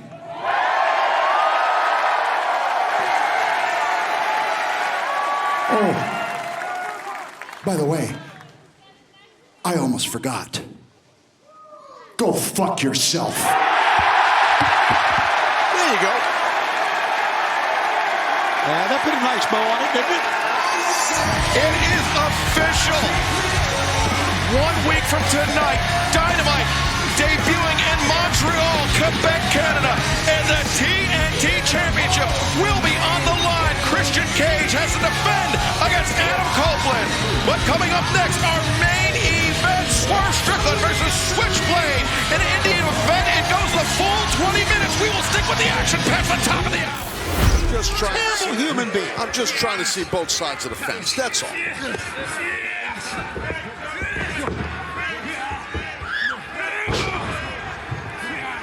We are witnessing a battle about more than the TNT Championship. It's about 40 plus years of friendship between Adam Copeland and Christian Cage, which has ended quite obviously here tonight, Taz. Well, and that's the thing. Who is going to walk into Texas? Winter is coming next week. Who's going to walk in with that beautiful TNT Championship? Will Christian Cage retain, or will Copeland capitalize and win the title tonight? Yeah, there you see where winter is coming to the College Park Center, Arlington, next Wednesday. AEWTIX.com. As we saw Christian Cage right before we went into picture-in-picture, Adam Copeland was targeting that right hand of Christian Cage. Taz, Christian Cage He is right-handed, an orthodox striker, and we've seen those punches that he's been delivering, not that effective. No, you're right. But right now, you're seeing the poise of Christian Cage and the experience which both these men have. You're seeing him not press. He's not pressing, and that's what real veterans that been to the dance and then some do. Both of these men have massive big match experience. That's what makes it such a great contest for the TNT title. Christian Cage surveying the crowd here at the Bell Center. They are loud here tonight. Look at that optic. There you go, like you say. To use that left hand, that right hand, potentially compromising. Copeland biting on the right hand. Taking any and all openings. Desperate situation. I don't blame Copeland for doing that. Oh, wait, this is dangerous in the rope. That Russian leg sweep off the second rope. You don't see that much. And both men, though, that the history of neck injuries. That is a huge risk by Adam Copeland. And both men landing on their head and neck area with that move. Copeland stunned. Watch out! Copeland stuck his neck through the ropes. Christian Cage looking to capitalize, and now the pendulum kick blocked. Copeland. That's when you know your opponent. And fans, we're only about 9 months away from Wembley Stadium, the 25th of August, 2024. Over $3 million in pounds of tickets have been sold. That's over $4 million US dollars in tickets. Tickets are going fast. Still great seats available right now. Get your all-in tickets. Taz, Adam Copeland continues to take risks here. Yeah, he does, but he wants to leave Montreal with that TNT title because he wants to be a champion here in AEW, and he also really wants to just stick it to Christian Cage. I think, Adam Copeland may on some level believe that it's that TNT championship that's corrupted, that's warped. Oh, Christian Cage as the drop hold. Copeland goes chin first into those steps. Yeah, that was a tough landing on the facial area of Adam. Right there with that drop toe hold down. What does Christian have in mind, Shivani? What's he doing here? Yeah, he's going to go up top, high wrist. Oh, and he connected. Lays out the frog splash, and Copeland kicks out. A perfectly done frog splash, but not enough. Let's take another look here. In midair, you watch how he kind of recalls his body. Then out. That's the frog splash. Full extension by Christian Cage. Exactly. When you land, it's almost like an explosive landing on your opponent because of the recoil of the body. Yeah, no question he was disappointed, Christian Cage, because he thought he won it. And save up for that spear. Christian Cage. Copeland spear. For the spear, but if anybody knows how to counter it, it's Copeland, the Impaler. New TNT champ. And, no. How he countered it, Excalibur was. Copeland just backed up into the corner. Yeah, sometimes you let your opponent's momentum get the better of them. Right. Then you hook him and catch him with that impaler. I mean, Adam Copeland, if there's anybody that knows how to anticipate, to counter that spear, he backpedaled in the corner, he caught his balance, and then he hoisted Christian Cage up to the impaler for the 2.99. Christian he damn near might not know where the hell he is right now. He might be fixing to lose that TNT title. Copeland took a little too long. Yeah, just swept the leg. Well, you don't want to be hung up on that top rope right there with a guy like Christian Cage on you. Copeland knows that. And Taz, Adam Copeland came out of the gates so hot in this match. Perhaps an adrenaline dump coming in for the Rated R superstar. Yeah, definitely that could be the case for sure. And right now, Christian just soaking in the misery from these fans of Montreal towards him. Such animosity, such drama leading into this. You're right about the adrenaline dump, Excalibur. This could go either way here, Excalibur, whatever they're looking to do. Copeland, the headbutt sends Christian Cage back down, and you see Cage once again using that left hand. Still got to be careful. Superplex, maybe it's tough with the man's legs inside the rope, especially someone that's tall. Copeland, he's trying to pull apart those fingers. Yeah, tearing apart. Oh, look at that this. right hand. Here he goes. Sits out, massive Liger bomb, and Christian just barely. Wow, that's just experience kicking out right there. That's pure toughness to kick out. Like the man or not, you might hate his turtleneck. It don't matter. That was an impressive kick out by Christian Cage. What a night. What a tournament. What a night. capped off by this TNT title match. Said it earlier, man. It's a great wrestling town, Montreal. We give them a great wrestling night. Kill switch, perhaps. Christian turns the corner. Oh. Now Copeland, though. What is old Fujiwara armbar? Good counter, though. The sweep out and inside cradle. There it is. Deep. It's in deep. No. High boot avoided. Here comes kill switch attempt again. Kill switch again. The counter to Christian again. Kicking out. How about that as a counter Excalibur for a kill switch? Wow. Well, the thing is, Copeland has hit that move many times in his career. And now look at this side. Oh. Yeah. He's got Christian caught in the crossface. Arm is trapped. He might tap out and then lose that title. Christian's got to try to hang on. Christian Cage, he's trying to work his way back to the ropes. Say what you will about Christian Cage, the person. The professional wrestler, tremendous instincts, tremendous ring awareness right there. Exactly. I said it earlier. It's match sense. His match sense. He knows where the ropes are, knows where he is at all times. The less experience you have, sometimes you lose where you are in the ring. It sounds weird, but it's the truth. And Tony, with all that damage done to the right hand of Christian Cage, that compromised right hand, that kill switch gets tougher and tougher for Christian to deliver. Absolutely, and that's exactly what the purpose is behind it here. And right now, he's just trying to hammer the head of Christian Cage to the mat, is Adam Copeland. Look at the face. That's determination. Yeah, man. He is driven. Jaw is set, brother. He is driven to capture that TNT title right here in Montreal right now. There could be a spear in the future of Christian Cage and a new TNT championship in the future of all elite wrestling. Fans know it. They're standing up. Hit the bell center. Oh, Christian leapfrogs over the top. Kill switch. He's got it. 1, 2, no. That was a great counter by the champion. That leapfrog into that kill switch. That kill switch was a big shot. And Copeland got out of it. Here it is again. Take a look at this. That leapfrog and then bam, right on your head. And now Christian in the corner, perhaps poised to deliver a spear of his own. He tried it once before. Copeland countered. I don't like this, Christian. I don't like this. A spear, no. Oh, I think Copeland. Oh, we kind of missed it. Clipped the red. Oh! What the? Whoa! What? Ref never saw it coming. Got Yan bagged up. Never saw it coming. Copeland clipped referee Bryce Remsburg when he escaped from the corner. Christian Cage just a one-on-two. Like I was saying, the ref has no clue what the hell just happened to him. This is absurd. This is absurd. They ought to look at this video and oh my God! Watch out! Copeland avoids it. Oh, look at that! They collided. Both men went for the spear. Both men center of the ring. Well, the referee is still down. Referee is just. What? Who is that? Who's that in the back? Shanna Wayne.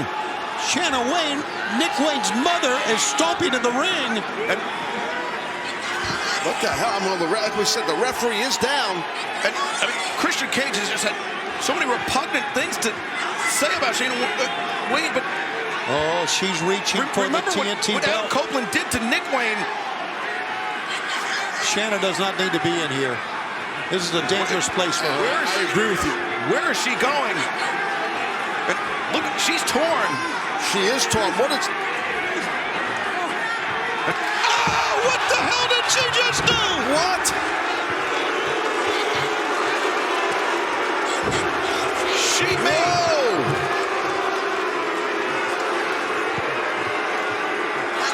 What a... She made a decision. That's what she did. How could she? I have no idea how she could. All the things Christian Cage has said. All the things he's done. Well, he's tried to be a father figure to Nick Wayne. No, I'm just saying what happened. I'm not saying I agree. I'm not saying, I'm just saying, documenting what happened. That was nuts what we just witnessed. That was unbelievable. And look, he's out, man. The referee is still down. Copeland is out now. The kill switch. He's out. Didn't even need to do it. Copeland's out after that belt shot. This is a robbery. This is a freaking robbery. And the referee, again, like we said, he has no idea what happened to himself because he got kicked low. Oh, no. From behind. No. He said he's going to break his neck. And, no. Someone's got to stop this. Come on. What a game plan here. This is... Wow. The winner of this match, and still TNT champion, Christian King. One of the worst things I've ever seen. Not like this. And Dr. Michael Sampson in the ring to check on Adam Copeland. This is scary. And Christian Cage has sunk to a new low.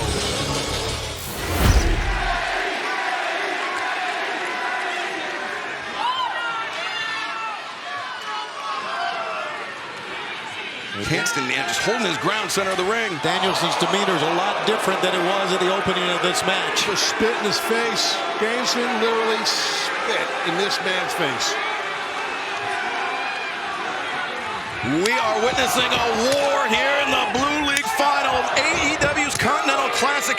Eddie Kingston, Bryan Danielson, a battle of wills. Kingston scoring with those chops, but Danielson is as well. Yeah, no height advantage. The height advantage for Kingston helps him because he brings his chop down where Danielson has to bring his up. Oh, kick to the inside of the knee. Danielson changing levels. Smart strategy by the American Dragon, Bryan Danielson. Yes, Break them down, Tony. Yes, it is. You're right, Excalibur and Taz. Smart strategy. And Tony, we mentioned during picture-in-picture that Kingston, he's maintained his composure throughout this match despite Bryan Danielson's best efforts to get Eddie to make an error. And Eddie, after got kicked on the inside of the knee twice, he's still standing. And Danielson like shaking his head like, no, you're not gonna out-chop me. God, these guys are wearing each other out. And look at the chest of Bryan Danielson. Those handprints of Eddie Kingston all over it. Looks like a corned beef. Oh, pastrami. Oh, Danielson, he was waiting for that. Uh-oh. And now, shoulder capture suplex. He's got Kingston down, but not out. Great job right there on that bridge. Almost got, look at the blood vessels are busted up, man, on the right pectoral muscle of Danielson. That's where those chops have been. The Continental Crown at stake this Saturday night at World's End. Jon Moxley's already punched his ticket to the final. Will it be Danielson? Will it be Kingston? We are finding out right before our eyes. Danielson, he spat in Kingston's face. Now Kingston returning the favor. Oh, man, Kingston just looked at him, and Danielson now has kicked into high gear here, guys. Yeah, those round kicks all over the place. It's like he's a heavy bag. Uh-oh. Miss, and now... Got a half. Yeah, his arm drag out of it, though. With a half and half, Danielson counters out. The kick in the corner, nobody home. Big lariat by Kingston. What a shot. Kingston moving with urgency. He's looking for that Northern Lights bomb. He hits it. What? Eddie's advancing. No! Danielson! That's how he beat Andrade this past Saturday. That's how Eddie Kingston earned his spot in this Blue League final. And yet somehow, Tony, Bryan Danielson able to withstand it. Two men that are pushing each other to the absolute limit. I love it. And again, this is what this tournament has been all about, guys.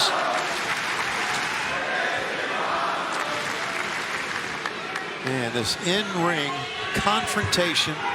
My God, look at Danielson. It's not only bloody, it's bruising. Yeah, the blood vessels underneath the skin. That's what it is. They burst. And this is what we're seeing right now. This is the physicality, not just of this match, but this entire tournament, this group stage, this month-long round-robin tournament. Who has what it takes to survive? Is it Danielson? The Hurricane Rana counter. Kingston? No. A lot of near falls. Rolling elbow, no. He missed. Oh, swinging a miss by Eddie. I think he may have overcommitted a bit. Psycho knee! Well, that didn't miss.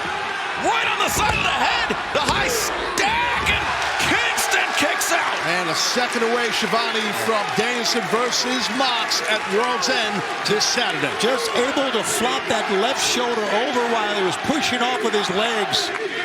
Wow, Eddie just trying to, just batting his eye here. Look at this. Kingston, I mean, Taz, when you stumble like that after a lariat, after you miss a lariat, you were going for broke. Yeah, you're putting your whole body through it, the follow through and everything. You're right. And that put Eddie in a very disadvantageous position. That allowed Danielson to connect that Busaiku knee. But Eddie Kingston gutting this one out. The confidence right now, you can see it in Danielson's face here. The way he stood up, Shivani, just made me feel his confidence went through the roof right there for a moment. Yeah, absolutely. And sometimes, I guess, here we go, hammer angle blows here. Sometimes, we've talked about this before, Taz. In a match like this, sometimes you get a second win, right? Yeah, it happens. Yeah. Eddie might be out. Ref's got to check him. Bryce Remsburg, he's looking at Eddie square in the eye. He said, Eddie, you with us? And Eddie grabbed onto Bryce. Oh, but Danielson, if he lands these, it's going to be the end of the night. It's going to be the end of the tournament for Eddie Kingston. Oh, man, the side of the head. He told the fans that Danielson would kick his head in. That is exactly what he's doing. Oh, these are brutal, Taz. Yeah, they are. Right across the jawline. They'll knock you out. Ref's checking Kingston. He might be done, guys. Can he defend himself? Let's see. Oh, yeah. That's all you need from Eddie Kingston. There you go.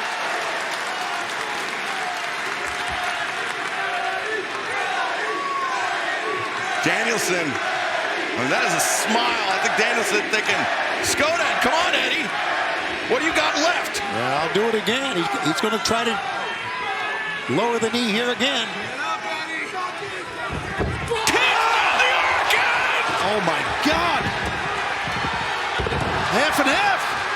The half and half. Danielson rolls through, swing and a miss. Roundhouse kicking, caught him on the shoulder. No. Oh, God. I think we're one strike away from this match ending. The Hurricane. There it is again. That might be the strike that Eddie needed. Oh, Eddie, he's not done yet. Danielson's still holding on. Eddie! The stack! 3! The winner of this match and the winner of the Blue League is Kingston. My God. Kingston, the Hurricane. That Kawada-style powerbomb.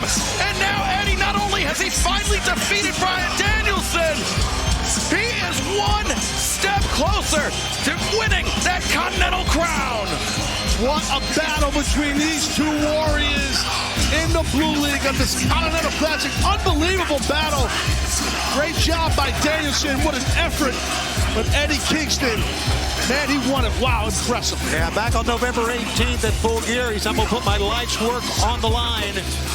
Both of these titles to make this Continental Crown, and now he's one step away. And the third title, the AEW Continental Championship, the third part of that Triple Crown, along with the New Japan Strong Openweight Championship, the Ring of Honor World Championship. All 3 titles on the line this Saturday at World's End. Calls himself the king of the underdogs. That's what Eddie Kingston's words. I'll tell you what, Excalibur, this Saturday, he's going to be the underdog again against Mox, unfortunately. And there we see the Hurricane. And then Kingston, the powerbomb, that high stack, leaving absolutely no question about it. Eddie Kingston. How fitting in the black and yellow, just like Toshiaki Kawada, that powerbomb, punching his ticket to the finals of the AEW Continental Classic. And he's overcome with emotion here, guys, and who blames him, right? Oh, wait a second. Now, yeah. Down the ramp. A guy with a long relationship with Eddie Kingston and Moxley, who just advanced earlier in the Gold League. There's your finals. It's coming up this Saturday, Long Island, World's End, baby. Jon Moxley and Eddie Kingston, I mean, they've been on both sides of the equation. They've been bitter rivals. They've been best friends. But this Saturday, World's End live on pay-per-view, they will do battle once again for the Continental Crown.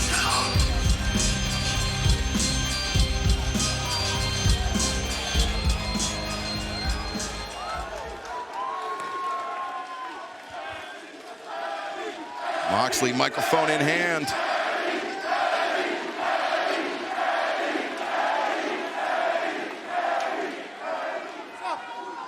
Speak your mind, huh?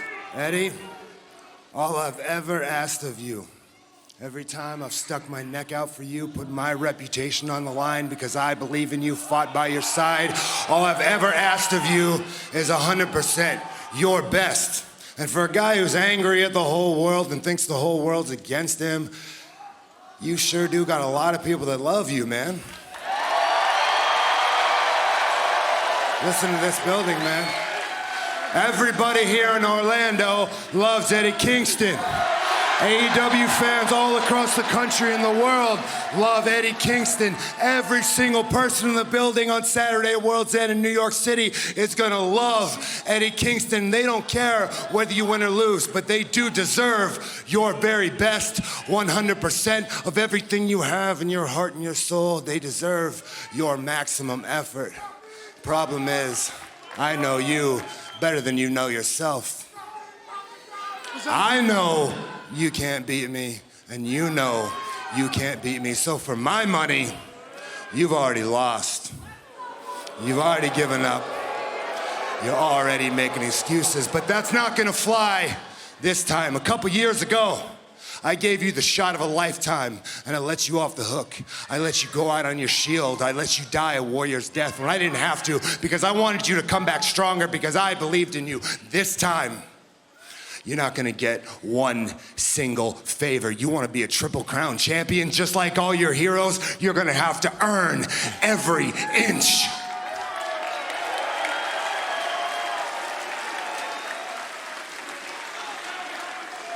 Win or lose, No. You talked enough, huh? You talked enough. Let me tell you something, dog. Don't come out here and treat me like you're a young boy bitch, Yuta, because I ain't no young boy, huh? Remember something, dog. I'm your senpai. I broke in before you. You're lucky I let you breathe. But I'm gonna tell you something. You're right, dog. You're right. I'm one of the most down people. I hate myself more than I hate anyone else. But on Saturday, the king of the bums is gonna push you. You told me one time when I wanted to quit AEW, you said you are not allowed to quit because we need people like you around to shape the younger guys. So, is that what you want, John? I'm gonna give you everything I have. You better show your fighting spirit because I'm gonna show you mine and I'm gonna bust you up and enjoy it. That's my outline, Topher. Calling for his own music. Man, there's nobody like Eddie Kingston in this world. Eddie Kingston, Jon Moxley, one-on-one. The Continental Crown on the line. Live this Saturday